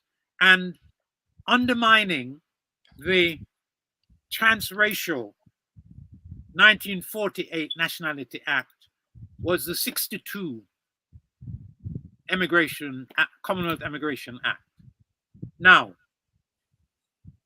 Britain at the time still had a liberal public persona, and they needed to say to themselves that they were different from the United States. And they said to themselves that they were different from the United States, and they brought in a situation where race, as in color-based discrimination, was rampant, a set of laws, starting with which was the 68 or the 65 Racial Equality Act, Race Relations Act, and then the 68 Race Relations Act, and it's not that they are giving proper sanction to the existence of race. What they're doing in those acts of parliament is to say that we as a government cannot give our approval, and more positively than that, wish to prevent our citizens acting in certain bad ways against their fellow citizens, because we have an equality within the state. Right? That's the purpose of that legislation. And that's the reason that is framed. It's not because the British respect you and me as black people. It is because right, and there's that. It is because of what Enoch Powell was doing. It is because they'd had the 1958 race riot in Notting Hill race riots particularly. They discovered that we were willing and able to defend ourselves. Our people in Notting Hill in 58 got guns from US servicemen, prepared Molotov cocktails in number 9 Blenheim Crescent, and were getting ready to defend ourselves. Right. And it is in that context that the state panicked, imposed controls after a fashion on the barbarians that have descended on us from the backwoods of Nottingdale and so on, and the right? Shires. Yeah, and so what Britain is in terms of its race and gender statutes can only be properly understood in terms of the historical reality and the politics of the racial encounter that has taken place here in the decades since the Second World War.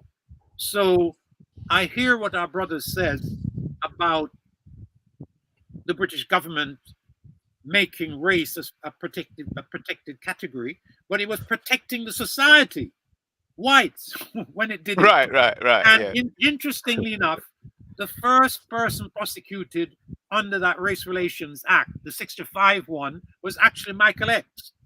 Michael X. Right. Yeah, I remember learning that some years ago. Yeah, bad thing. Yeah, yeah. All right. By the way, Elder Cecil, it's interesting how when you say them not change, yeah, because what you laid down in terms of what the narrative that they were developing, the British, they were developing in the 60s.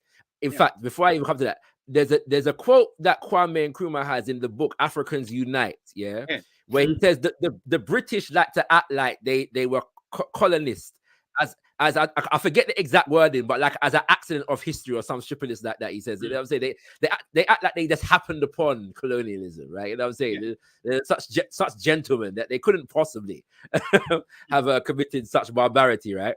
And then it's a part of the narrative in this day and age, particularly coming from the conservative right and their black minions, which they have quite a number at this point, to speak in terms of importing racial conflict from America to Britain every time we discuss race, in this context, right? So any time we discuss race, somehow they believe that it's an import from America, or not that they believe, they promote this idea, and so they even go to the extent of couching the framing the conversation in ways that it is framed in America, so as to give the illusion that this is how it was framed over here. This is exactly the way it was framed over here. Recently, I saw a conversation, for example, there's a big debate at the moment going on in America about diversity, equity, and inclusion, DEI. Yeah, this is not a big talking point in the UK, but somehow there's podcasts talking about DEI in Britain. Yeah. It's not the same thing, right? But so they import the language and then blame anybody discussing race in this context. You're trying to import things from America. So I'm just saying that it's the same chicanery, rhetorical chicanery is taking place in this day and age at this political moment. Racism has to avail itself of ideological trickery in order to do its business. 100%. And I think you're pointing to one domain in which that is happening. So you're absolutely right about that. And what I would say is that we here in the UK, obviously we're here long before that, but since the Second World War, a whole heap of us have come, and it's broadly from the connection to the plantation and enslavement, or the connection to the Raj. So it's some largely South Asians and Africans, whether from the continent or right. That's who we are. And so race and class analysis matter. Race, class, and gender analysis matter. And the big issue is, what are the class forces that we are allying ourselves to in this place.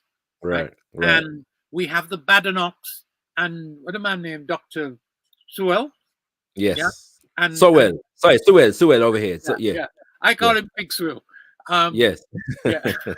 So no, so we have those people, and they are ready to serve the system in exactly the way that Obama was ready to serve the system in the United States, and to be more of a bomber than Bush, and to be the man who destroyed Libya and so on and so forth. So, and Liz Truss had one of us, a big friend, next to her before she sacked him in the hope of saving her skin, but so much damage had been jointly done by them that she went shortly after, because it was a busted flush as you're not buy our book yet, LSS. You're not buy our book yet. No, the thing about books is that if you don't buy them straight away, you can usually get a review copy or a second-hand copy. All right, much good. Cheaper, all right, much cheaper. Good advice, brothers and sisters. Good advice. So I'm waiting, and apparently there's nothing there. It's a pack of idiocy, as you would expect. I've heard. As you would expect from that. So, but occasionally embarrassing things happen. So, Kemi Badenoch. Clearly an educated woman. She might even be bright. I don't know. So Badenoch, at a point at which a Tory donor said something that was clearly racist against Diane, and the Tories were saying, them can't see anything racist about it, it's just bad form. And he's apologized for the bad form, denied that it's racism, and they were willing to accept the apology. Yeah. Badenoch, a black woman, knew that the statement was racist and said so. And it embarrassed the whole of the Tory establishment. So they came round behind her and agreed that it was racist.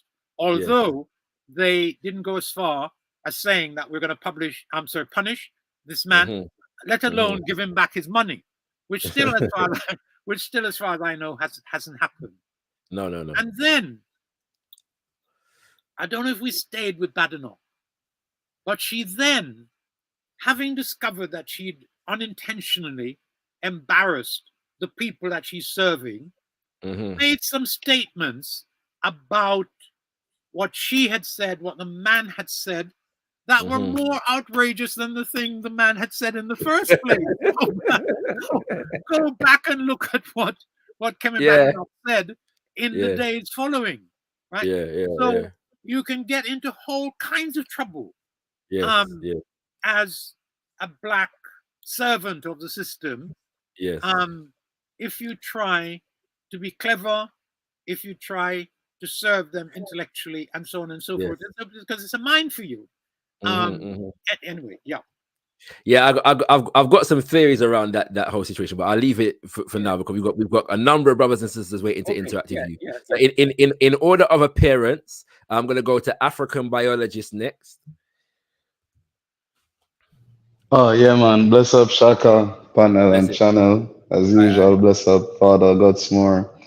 It's a very good presentation, and especially I find how you finished it. You really kind of touch on something I've been thinking about, and personally my own view for a good while.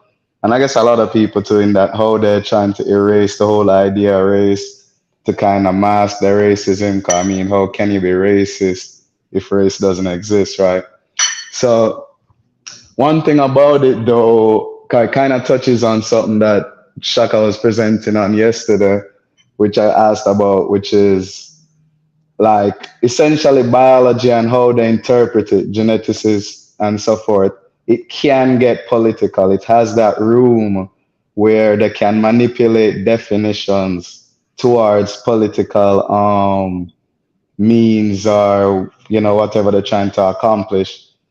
Where in the question I'd asked Shaka yesterday, I was more asking about physics and math, but rightfully biology, you're dealing with larger systems, so the definitions and the boundaries between these definitions, they tend to have more overlap and it's more open for interpretation. So that's what gives it that room to where they can manipulate it for these political goals, right? So like they'll say race doesn't exist because of, you know, recent genetic discoveries and so forth.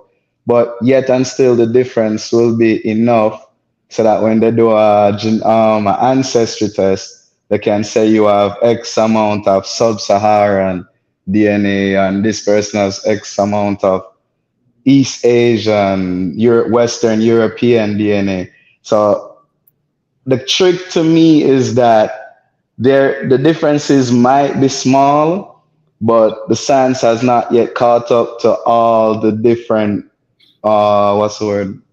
All the different ways how these differences matter. But as well as while the differences being small, they still exist, and it's a matter of where they choose to draw the lines and boundaries to make certain political points.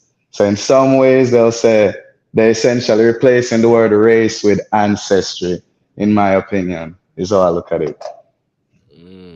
Go ahead. Thanks for that. And there's good stuff inside of that.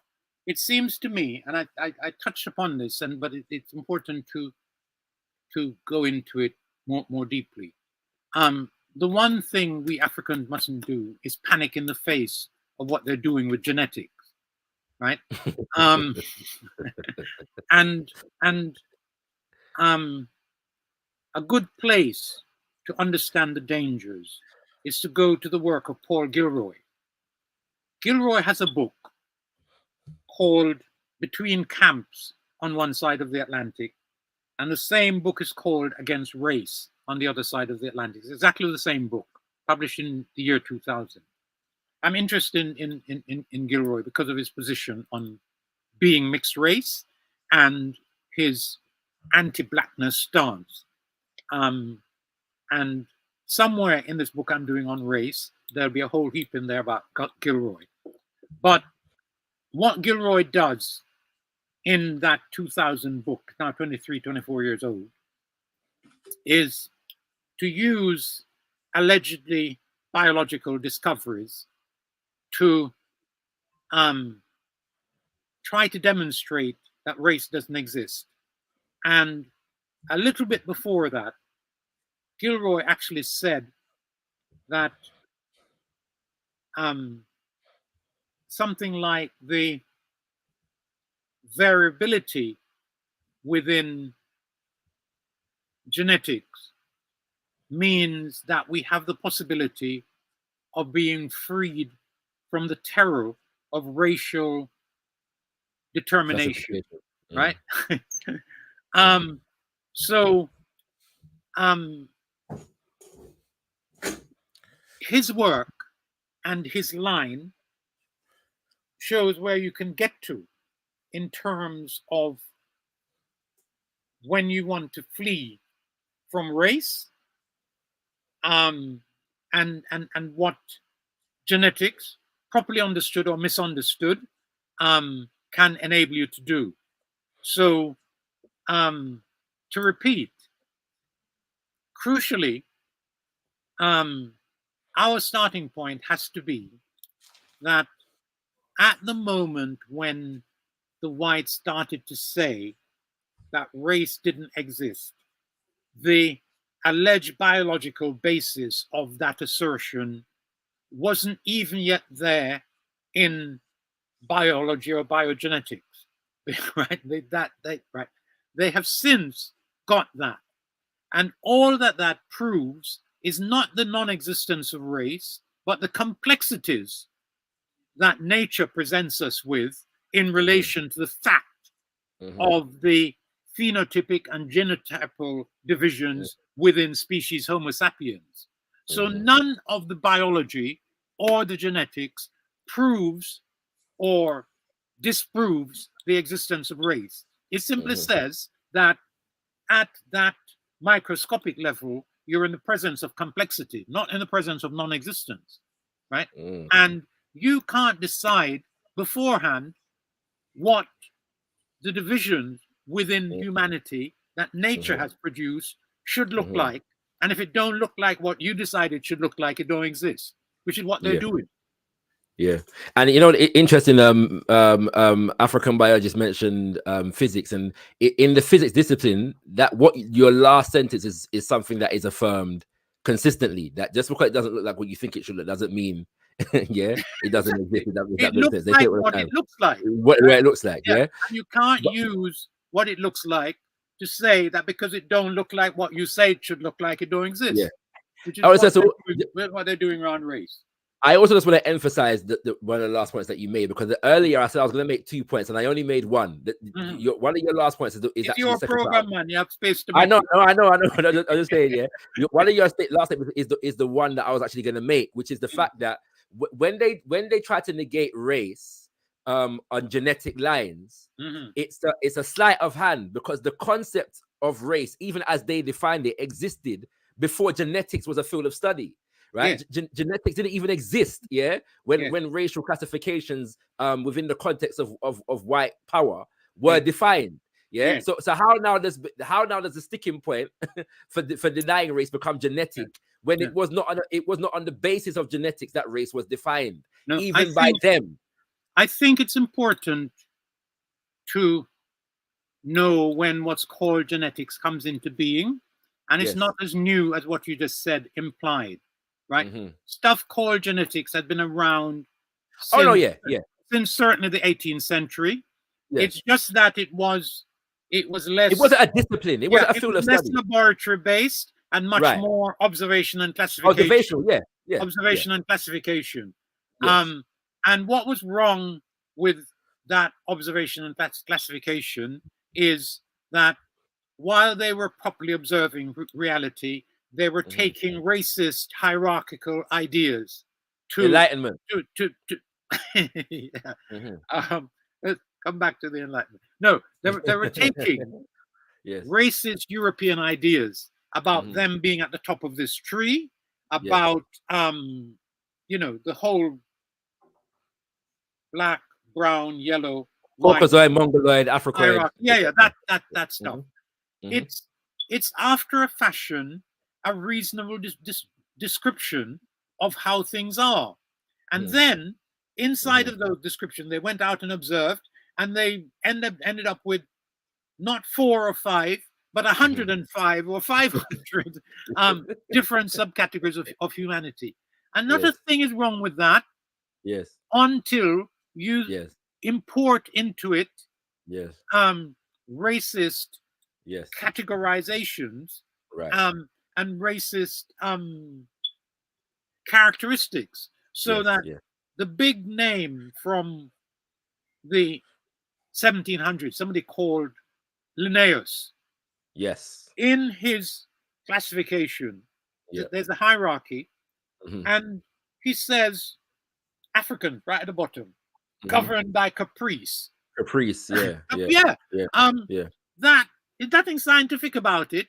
It's an attempt at classification which would work, but it made this a hierarchy completely unnecessarily, and all of the content that he puts into the justification of the hierarchy, base the hierarchy on are racist, idiotic assumptions about the cultural characteristics of the people that inhabit the hierarchy.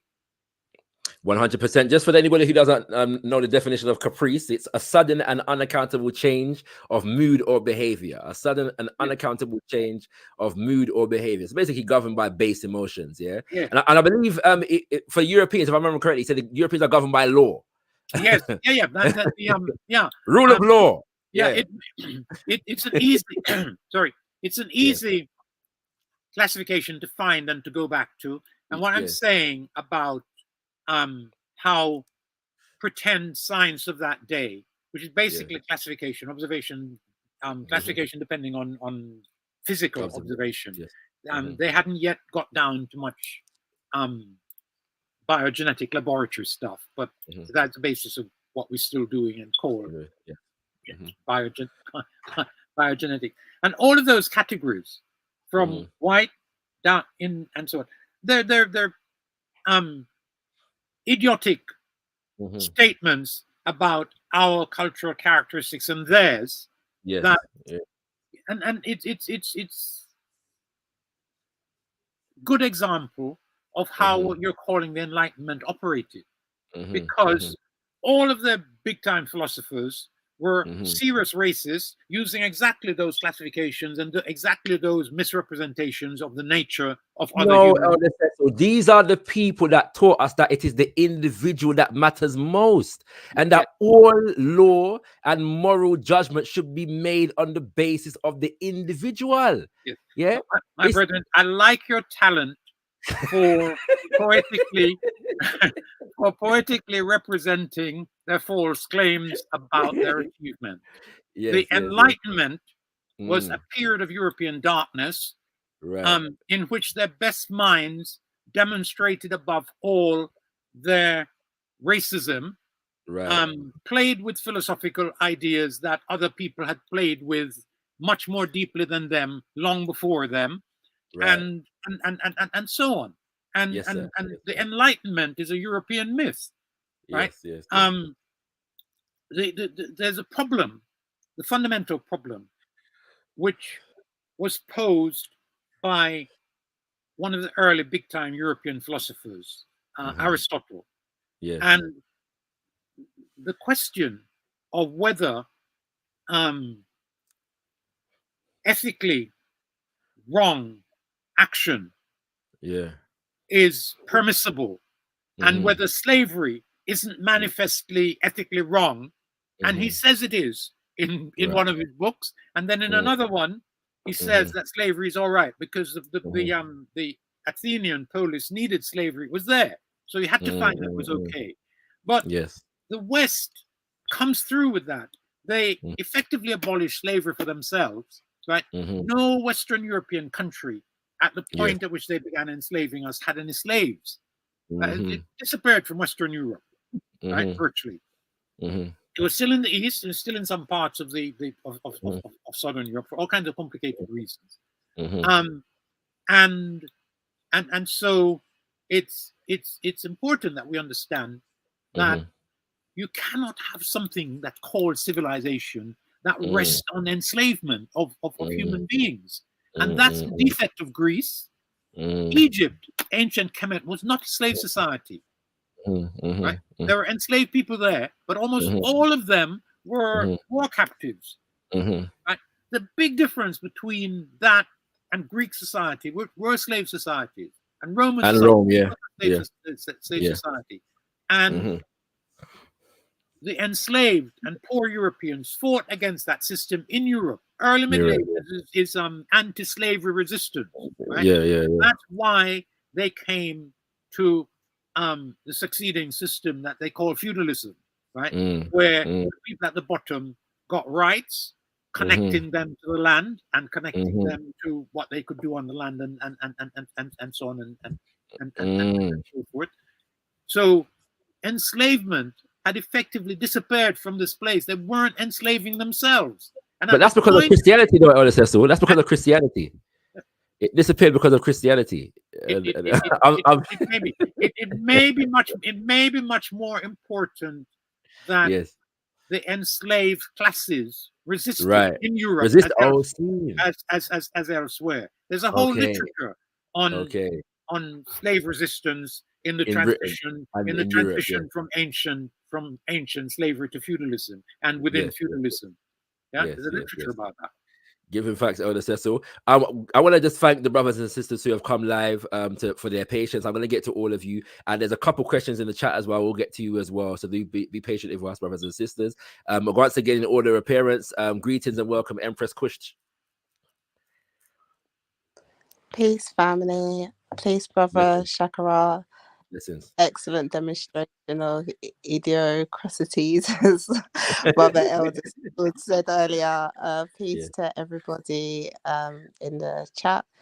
And it's been a pleasure listening to yourself, Brother Elder Cecil. It's been very informative. I did want to ask a bit more on what you said regards to certain Pan-Africanists who have also jumped onto this new ideology. Hearing the West do this is to me personally not as surprising. I think that this is one of their tactics in regards to confusion, as you've highlighted, you've mentioned. So it kind of is true to form to me for them to be doing something like this, especially when, you know, they're doing confusion on gender. You know, of course it's going to be race next. It's just typical. But what I'm having confusion with is, as a Pan-African, not understanding how vital it is in regards to self or race, why they would even, and as you said, some of them are respected Pan-Africanists, why they would even entertain the ideas, or what would give them justification to rewrite a quote from our elder, like Marcus Garvey, as you gave us examples for, especially as what one of the brothers had highlighted in regards to how you can use it as a political game, and how this is treading, you know, the reasoning that you was just having with the last question. So knowing all of that, why are they, or certain Pan-Africans, what is their justification of trying to accept this and talk this to us? Okay. Thanks for the question. I want to try to give a short answer. Now, I didn't know and can't confirm, though I accept my young brother's statement that Molefi has gone down, Asante's gone down this road. But the people that I know who have substituted people for race in that Garvey quote are good Pan-Africanists, right? Some of them are close to me. And all that's happened there is something that that I think is easily understandable, which is that in a world which is overwhelmingly asserting that the word race is non-existent or negative, it's very easy to fall in with abandoning it, even when you're not abandoning your commitment to race, which the two instances that I have in mind remain very firmly Pan-Africanist, race nationalist people doing good work, right? So I don't believe that a lot turns on that particular error. What we as Pan-African analysts have to do is put that whole thing into its proper historical context and challenge more profoundly what has been going on, and what has produced the state of affairs in which Bob Marley can say, and next to none of us object, that he's looking forward to a time when the color of his eyes is of no more significance than the color of his skin. And who, including the sister who's asking the question, thought that there was something wrong with that conception of what we're to look forward to as Black people, right? So I repeat, I'm not looking forward to any such time. I want to continue to value my Blackness because I know what it's part of. I know the heritage that it's philosophical, scientific, etc., etc., etc., etc., that it represents, and I don't want to abandon it. And I object even to the notion that it should be abandoned. And yet, there it is, His Imperial Majesty and Bob Marley saying it. And it doesn't occur to us that there's something not quite right about it, because that's the mouths from which it's coming.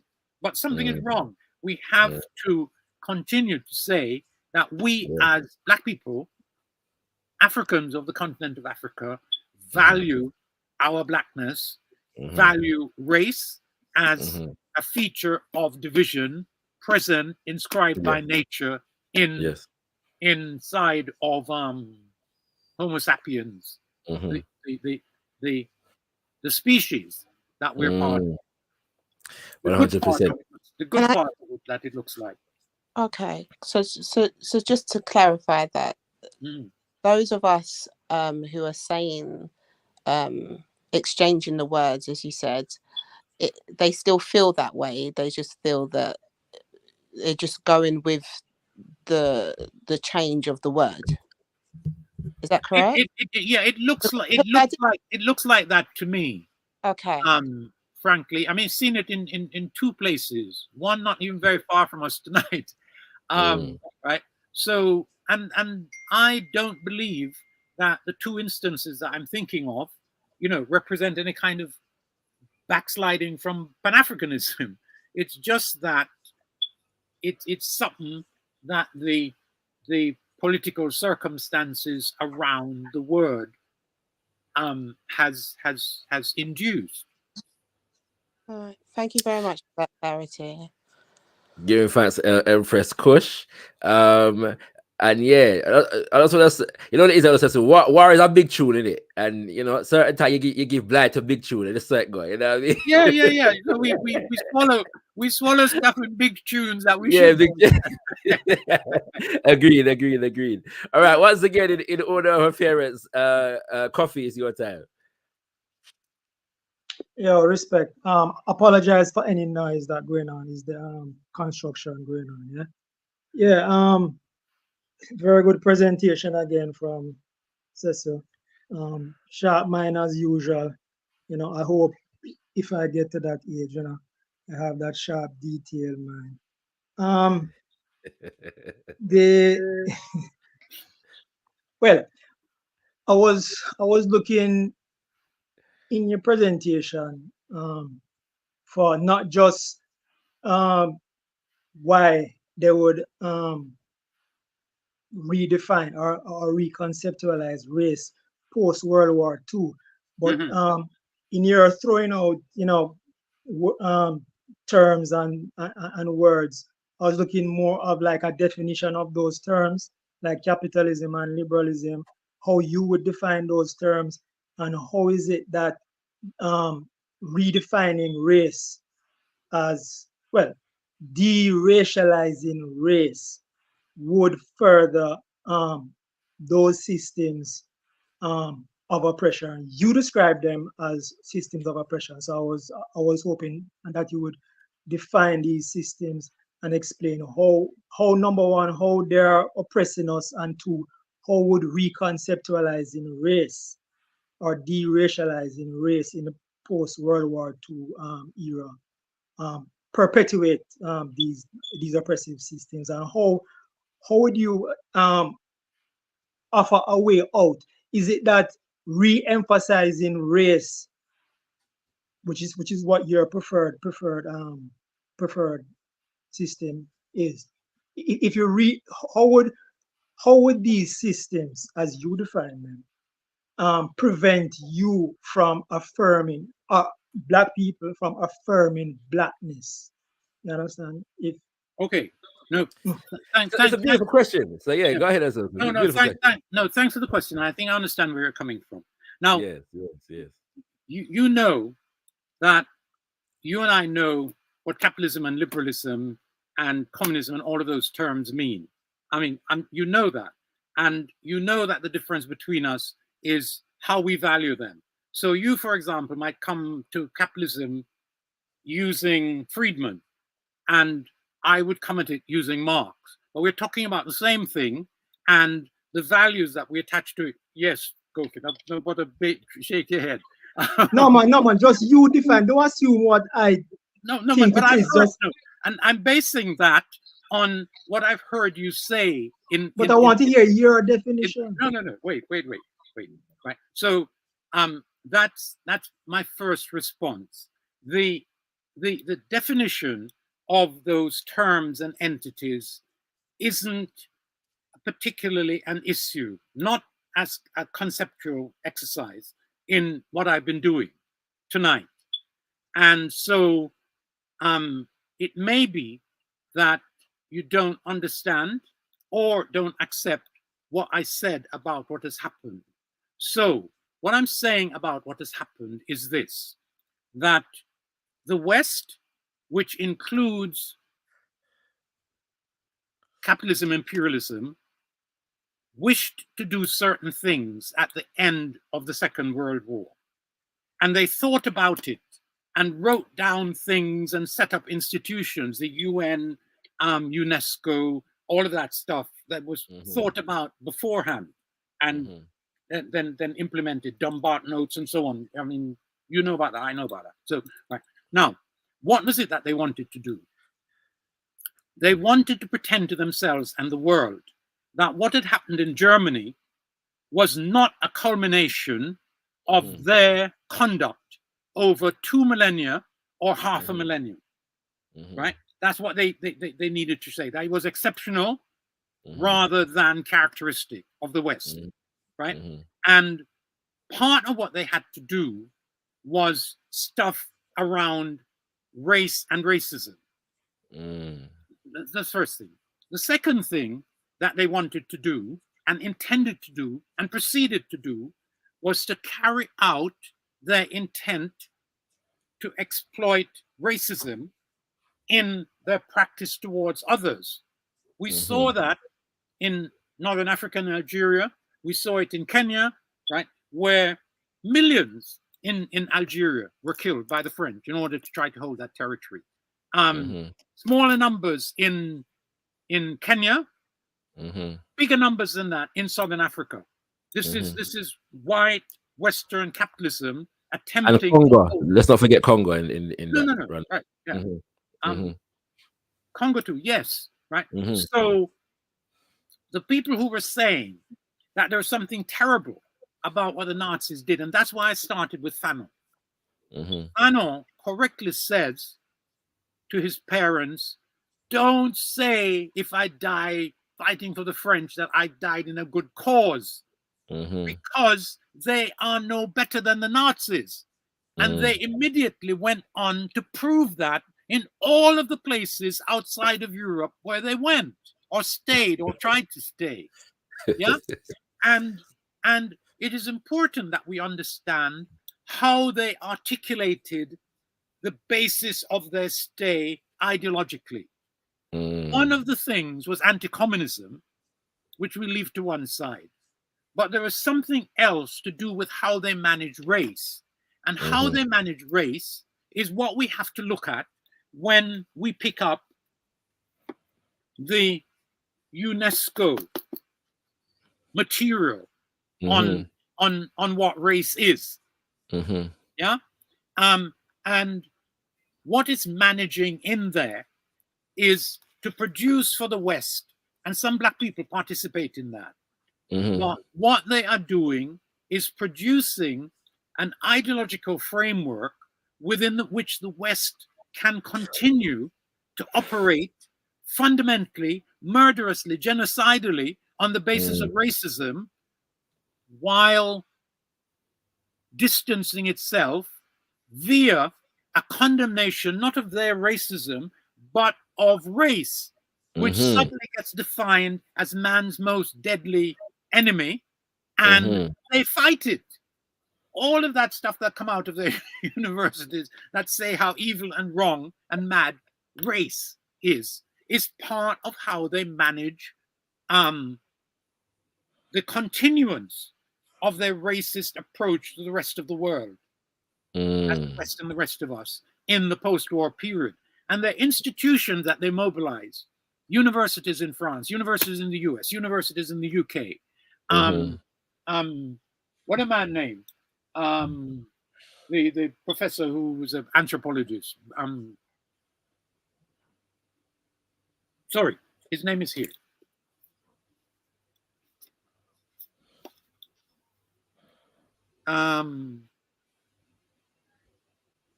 Claude Lévi-Strauss. Yeah. And he's not alone, right? They are big Western intellectuals. And what the West does, and they voluntarily enter into it, is to produce this stuff that provides the cloak under which Western racism, which is the enemy of humanity, hides, whilst continuing to be in the field, oppressing politically and stealing economically from the rest of us. Now I know, Kofi, that you have a different reading of that stuff, and you're perfectly entitled to it, but it's not. Yeah, it's what I'm saying has to be understood in the terms that I just summarized. Yes. In order to understand what I'm trying to say and how exactly the system that you're wanting me to define and to waste time on tonight conceptually, which is not the issue. No, but I mean, well, sorry, Coffee. Sorry, Coffee. 1 second. Let me just press you on an aspect of Coffee's question, though, which I think is pertinent. I'm happy to be pressed. Yes, which is the idea of what should we do about it? Is the idea that we should now reassert race? Yeah. And what does the reassertion of race allow us to do in the environment in which we live? Well, it enables us, me, as a proud African, to be culturally African in the world in which we live, and to be proudly so, one, and I think that matters to us African people. The Chinese and the Indians are who they are precisely because they haven't allowed the West to tell them who they are. Or insofar as the West did, they're recapturing their identity. Now, they had advantages which we don't have. It's a change of topic, but I'm interested in the difference between what happened in Africa after the Second War and what happened in India and China. India and China had the advantage of an elite with a common language. It was whatever it was in India, and in China, Mandarin, and they were able to call all of those other languages, which are really very different, Chinese. It's a country with enough languages. As is India. As is India. Yeah. Yeah, no. I said that about India, but they're identical. Right? What Africa didn't have, and it's a monumental disadvantage, was an elite that spoke a common tongue. Our educated, culturally literary elite was confined in the first instance to Northeast Africa. Yes. Kemet and Ethiopia, and no common language exists, and it's very difficult in those circumstances to make a national cultural entity. So we face real problems, and we should have looked seriously at the meaning of that and how we compensate for those weaknesses. There are other differences. It matters that China was reunited by a politicized army and a party, right? The what was Nehru Gandhi party called? What was the Nationalist Party in India called? I forget, but yeah, we understand. Go ahead. Yeah. Socialist Party. Hindutva. No. No, Gandhi's party. I can't remember what. Right. They ruled India for a long time under the Gandhi family. That thing. Right. It's just gone out of my head briefly. Doesn't matter. You know what we're talking about. Those mechanisms were there on a national scale to handle the emergence from colonialism into modern nation statehood. Africa had no such unitary, uniting entity. And if you look at the record, you will see that in the moment moving towards independence, when struggle was happening,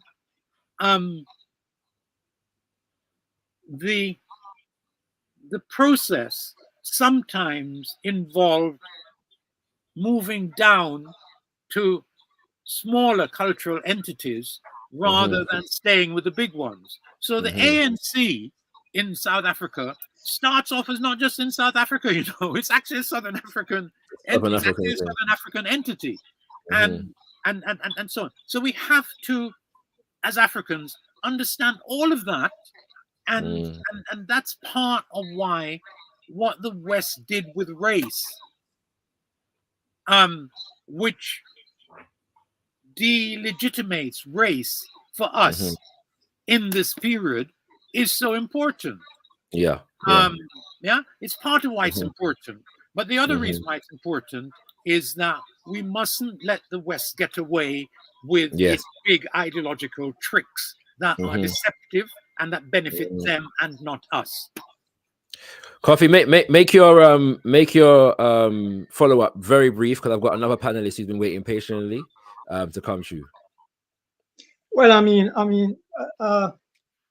like I said, I was looking for definitions, because if you went to say that a system is denying us blackness or us expressions of blackness, I would have wanted to say what exactly do you mean by blackness, and two, how exactly that system denies that blackness. So what are the characteristics of that system? Because different systems have different characteristics, defining features, you know what I mean? But I don't want to belabor it anymore. Excellent presentation as usual, Cecil. So my brethren, leave it at that. My brethren, all of that, if I live and finish it and my head doesn't go, you might well have by the end of the year in a book with all of these things being explored.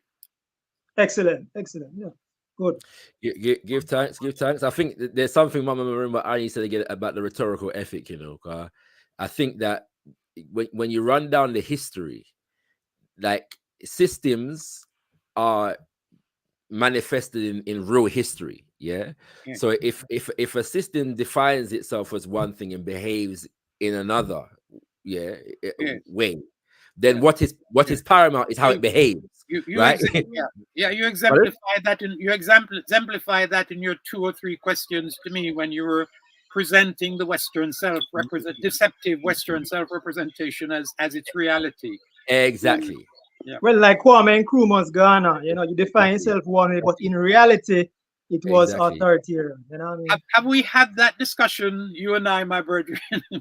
Because there might be disagreements there. No, it is a characteristic well-timed petty shot. You know what I'm saying? It wouldn't be coffee if there wasn't one of those. You know what I'm saying? So we give thanks, knowing that we're not going to have time to actually deal with that point today. You know what I'm saying? That's one that I'm prepared to go to. 100%. So maybe another day we'll get into that one there, brothers and sisters. Right. Priestess Rao.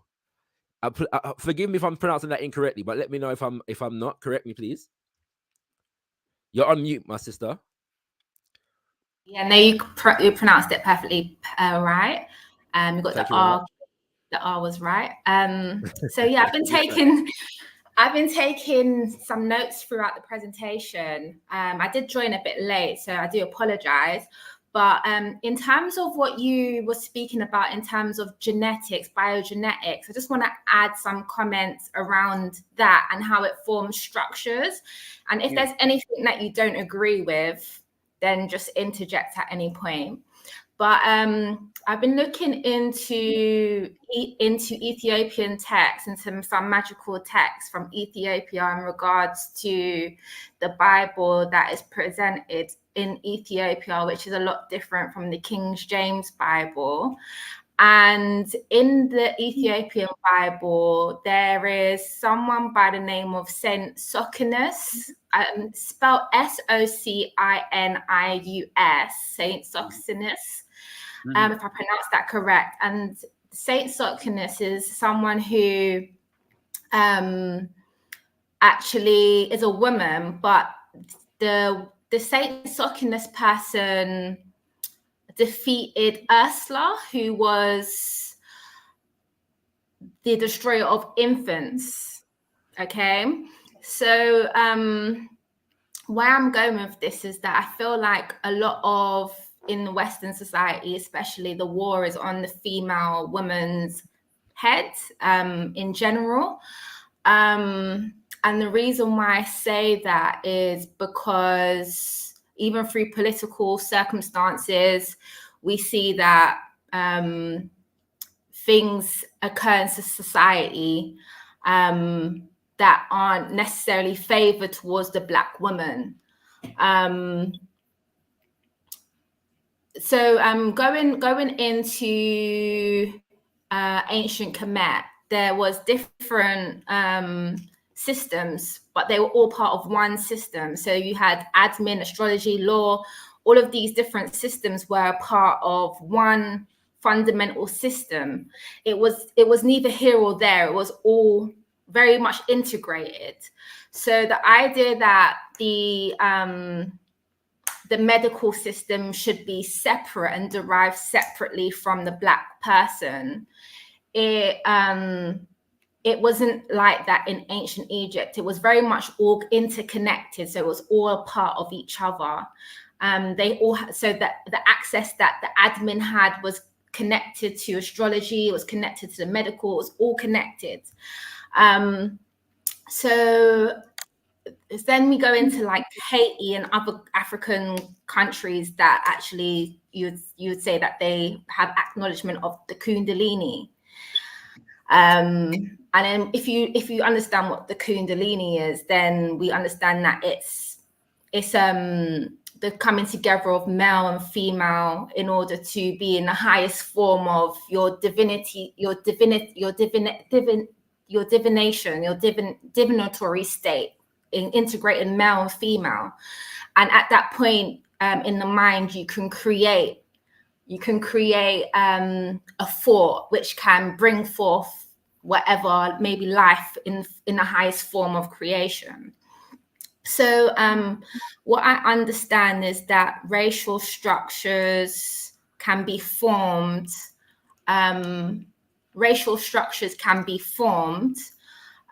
Externally due to the inner ecosystem that people have. So, for instance, everyone has an inner core sun.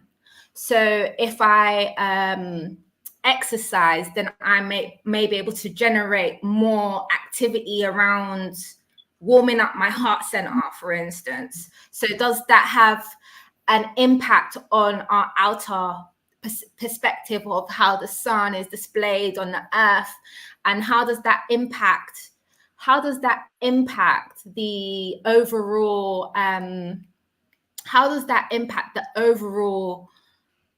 cultural needs of a people or a nation of people who have lost sight of their medical history because they no longer have that in their hands.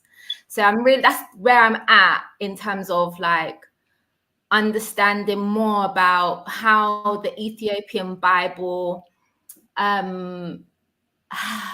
allowed people to, in that country specifically, not be colonized. That when they spoke, it was the words of the spirit, let's say, that was able to bring out demonic forces within people. So if I was ill, for instance, then I wouldn't have any attachments to demonic forces because my immunity is very strong. I'm in tune with my ancestors. I have awareness of myself as far as my ancestors' spiritual stance in terms of how their medical history might affect my history. So the influence that you have would be greater amongst those that have lost sight of who their ancestors are. So like, for instance, in the Windrush, for instance, and during the World War, a lot of people were taken from their home countries and came over here. And slavery also had a input into people being cut off from their history. So a lot of people probably lost sight, which wasn't at their will, of having access to their biomedical history, for instance. And I was going to say something else, but I think it's more or less to do with the structures that are involved. and power plays amongst the people and us not understanding who we are. Thank you very much, Priestess Ra. I believe this is your first time joining us on gotkushTV. So welcome. So I appreciate your presence. Elder Cecil, any responses to Priestess Ra? Very briefly, our sisters sound like somebody that we should hear more from. She's exploring stuff in relation to which I have no expertise, and so I don't wish to even try to comment. But I'm interested in what she's doing with Ethiopia, what she's doing with Kemet, what she's doing with cultural connectedness in the African world, and would like to hear more from her about that. And I would like to say that in respect of something I did do a little work on, Kemetic medicine, in addition to being integrated into Kemet science and cultural practice, also involved divisions of the kind that we're familiar with. There were eye doctors and ear doctors, and it's a very differentiated profession in ancient ancient Egypt. Yeah, so, heart doctor. Yeah, exactly. So that unitary cultural reality also had within it practical, technical division, and we just need to remember that. But I'd like to hear more from you at some time in the future on the connection that you're making. Giving thanks, Priestess Ra. Much appreciated. Much appreciated. Right, we got a question in the chat, Elder Cecil. And I suspect we're gonna have to wrap up soon as well. So just let me know when you're ready. Because so we can. I'd be happy to stay until 10, which gives us about 15 minutes. So if you got any further questions, brothers and sisters, in the chat. I'm an old and wilting man, so. You look younger than me, Elder Cecil. You know what I mean? So that's the thing go. All right. If you got any further questions, brothers and sisters, in the chat, you got 15 minutes. Well, less than 15 minutes. I'm gonna give you 10 minutes to get them in, so that we give time for Elder Cecil to answer them and depart from us in this particular space at this time, brothers and sisters. All right. So you got 10 minutes to get your further questions, and we have a question in already from Kujagulia Talks, which said, can Professor Cecil Gutzmore please clarify, are you saying all races do not originate from Africa? China, Arabs, Indians, and Europeans do not originate from Africa? It's a good question, because I think a lot of people will be confused by that. No, the short answer to that is no, I'm not saying that. And even though there are people who don't believe in evolution and don't believe in a whole heap of things, the science of the differentiation of Homo sapiens is actually well established and reasonably well understood, and not all that disputed. So no, I'm not saying that that all of the subgroups of Homo sapiens did not arise from Africa. Humanity is one race that started in Africa and differentiated in historical conditions that are understood reasonably well. Brothers and sisters, let me remind you of the 10th of June that we're going to be dealing with the subject of scientific Garveyism, because I do touch on that particular topic as well. One additional point, what I just said, the early pages of Sheikh Anta Diop's Civilization and Barbarism actually sets out that 100% some of that history very, very well. The only thing I will say, though, Elder Cecil, because I think that we have to be careful here, right?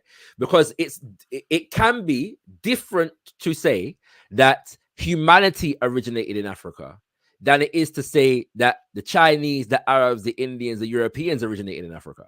That could be slightly two different statements in the sense of. I agree with that point you're making, and I think it was implicit in what I said. I wasn't actually responding to you. I was actually just responding to the actual question. So I'm just saying, it's clarifying that part of it. But go ahead. But I just want to add that you're right to draw attention to that and to the difference between those two positions. The position that I hold and that I Sheikh Anta Diop and others hold is that Homo sapiens is one entity, that physical differentiation, some of it can be traced back to Africa, but the big differentiation is largely a function of what they call the Rum glaciation, was the last ice age, which under the conditions in which black humans found themselves trapped in those small communities, isolated, genetic mutation, genetic drift, and so on. It's a long, well understood story. That's what produced the white race and the Asian race and so on and so forth.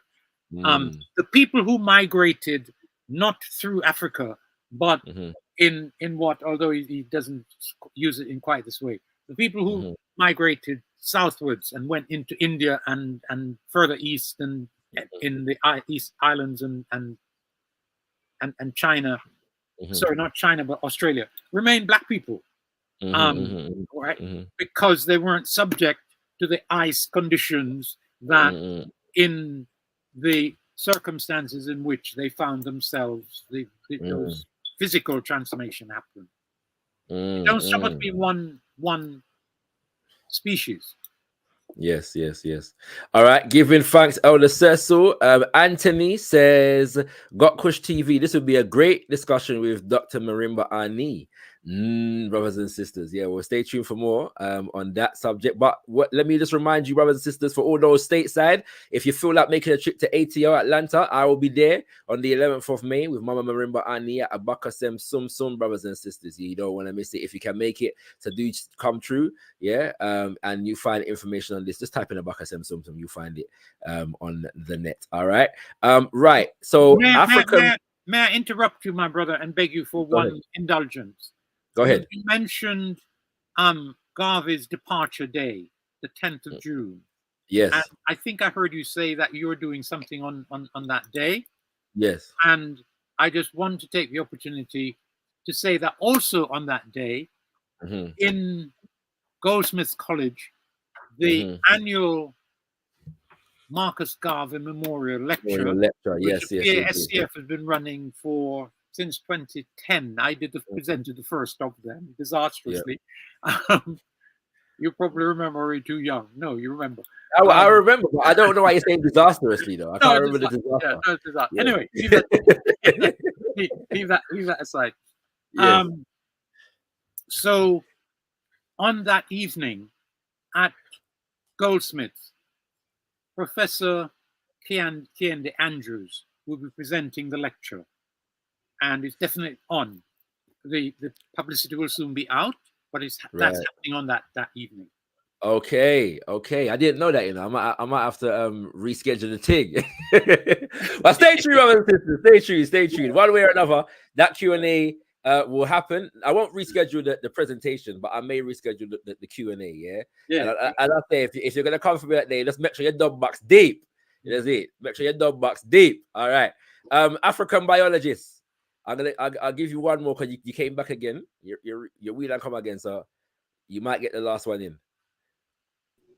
Oh yeah, is that my connection, the dropout, so that's how I re-enter. But since we're here, I just wanted to say, I guess, like to just look out, as Brother Cecil saying, to look out for how they're trying to get rid of the whole race talk. They use it for their own political advantages. What I've seen a lot nowadays is they'll be talking about IQ and saying, it's funny, they can tell you race doesn't exist, but now the racist, the most popular talking point is, hey, African people, black people have on average lower IQs, while somehow race doesn't exist. So yeah, just look out for stuff like that. And I don't know, if you go around for like final words, I might have something else. The scientific racism, which began a long time ago, continued into the period we're talking about, and there's a whole library of material. Jensen and Isaac and Watson and the long list. No problem. It is a problem, but we understand it. Got another couple comments in the chat, so I'm going to come to them. Thank you, Father Gutzmore. Being a spiritual Black individual, I do find that race connection is both political and scientific to keep us divided in order for capitalism, economics to thrive. Race is a card for the race of power. Interesting. And if you have a statement on that, Elder Cecil? No, well, I'm not sure. Maybe I should ask you to read it again, because I'm go not ahead. sure. I'm not sure what's being said. It says, being a spiritual Black individual, I do find that race connection is both political and scientific to keep us divided in order for capitalism, economics to thrive. Race is a card for the race of power. I don't know that we have time to discuss that, and it'd be good if the person who put that question could come on some maybe future occasion and explain what they have in mind, and then we could discuss it. But as it stands, I'm having difficulty responding. No problem. So next time we convene, feel free to come through and we can explore this a bit more. All right, it's 5 minutes too, so I'm gonna excuse the rest of the panel so we can get into some closing comments from Elder Cecil, giving thanks to Mr. IC3, Coffee, Princess Rao, African biologist, Empress gotkushTV, and all the brothers and sisters who ask questions in the chat. We appreciate you all. So giving thanks, Elder Cecil. I think, as you can tell, the word that you've dropped today has been very well received. Erudite as is to be expected. And so, just gonna give you an opportunity to present any last words, Elder Cecil. I thank you, my brother. I don't really like presenting last word, because all of what I said is first and last words till next time.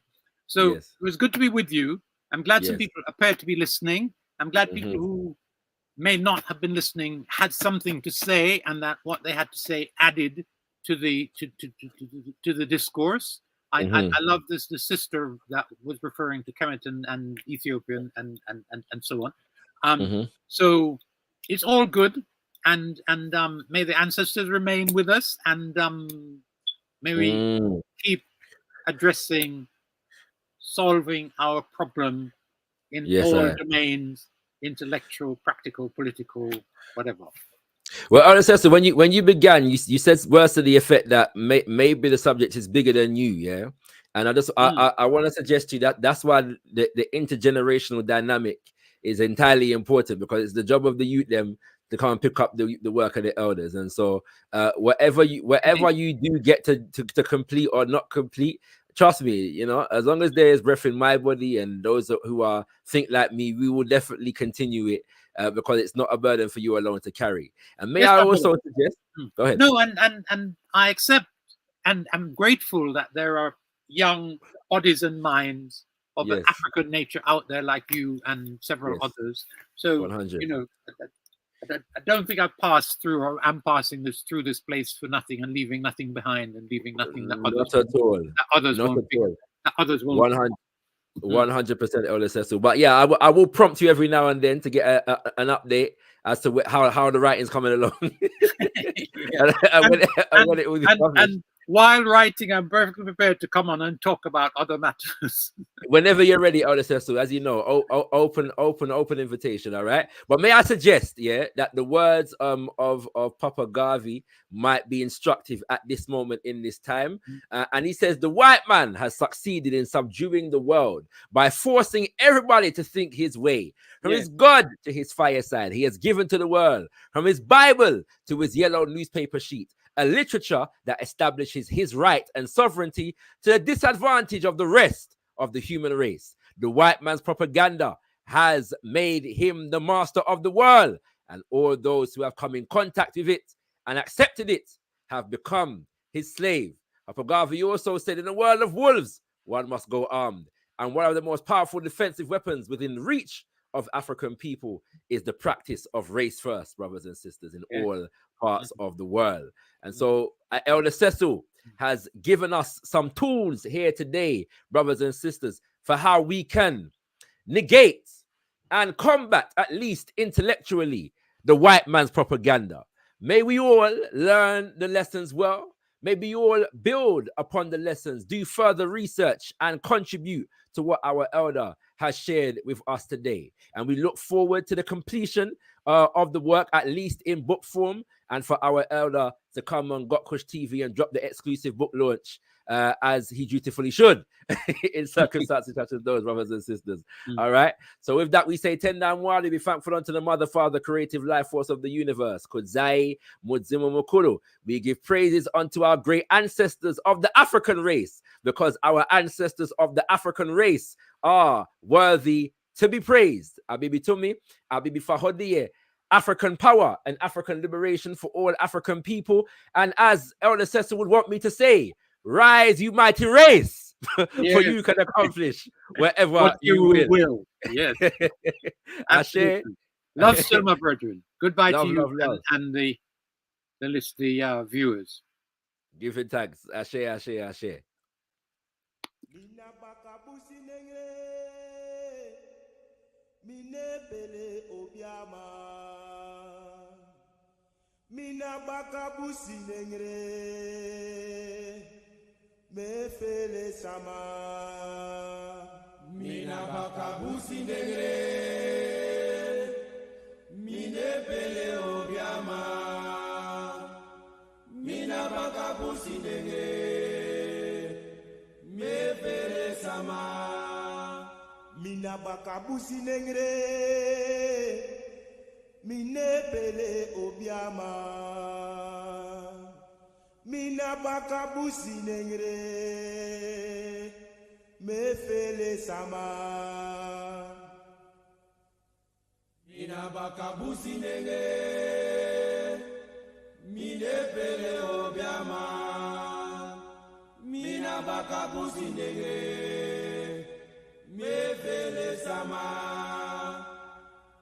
me fele sama.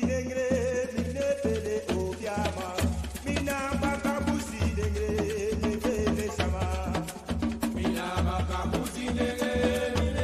Mina bakabusi nengre me fele sama. Mina bakabusi nengre mine pele obiama. Mina bakabusi nengre me fele sama. Mina bakabusi nengre mine pele obiama. Mina bakabusi nengre me fele sama. Mina bakabusi nengre mine pele obiama.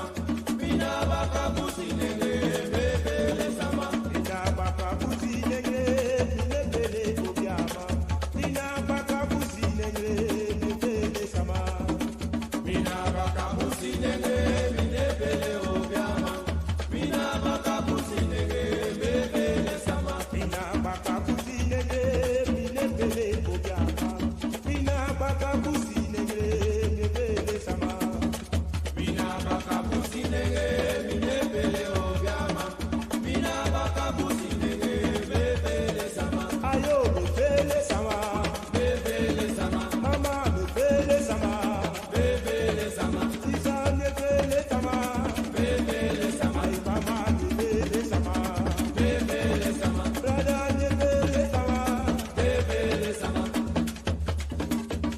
Me fele sama. Me fele sama. Me fele sama. Me fele sama. Me fele sama. Mina bakabusi nengre mine pele obiama. Mina bakabusi nengre me fele sama. Mina bakabusi nengre mine pele obiama. Mina bakabusi nengre me fele sama. Mina bakabusi nengre mine pele obiama. Mina bakabusi nengre me fele sama. Mina bakabusi nengre mine pele obiama. Mina bakabusi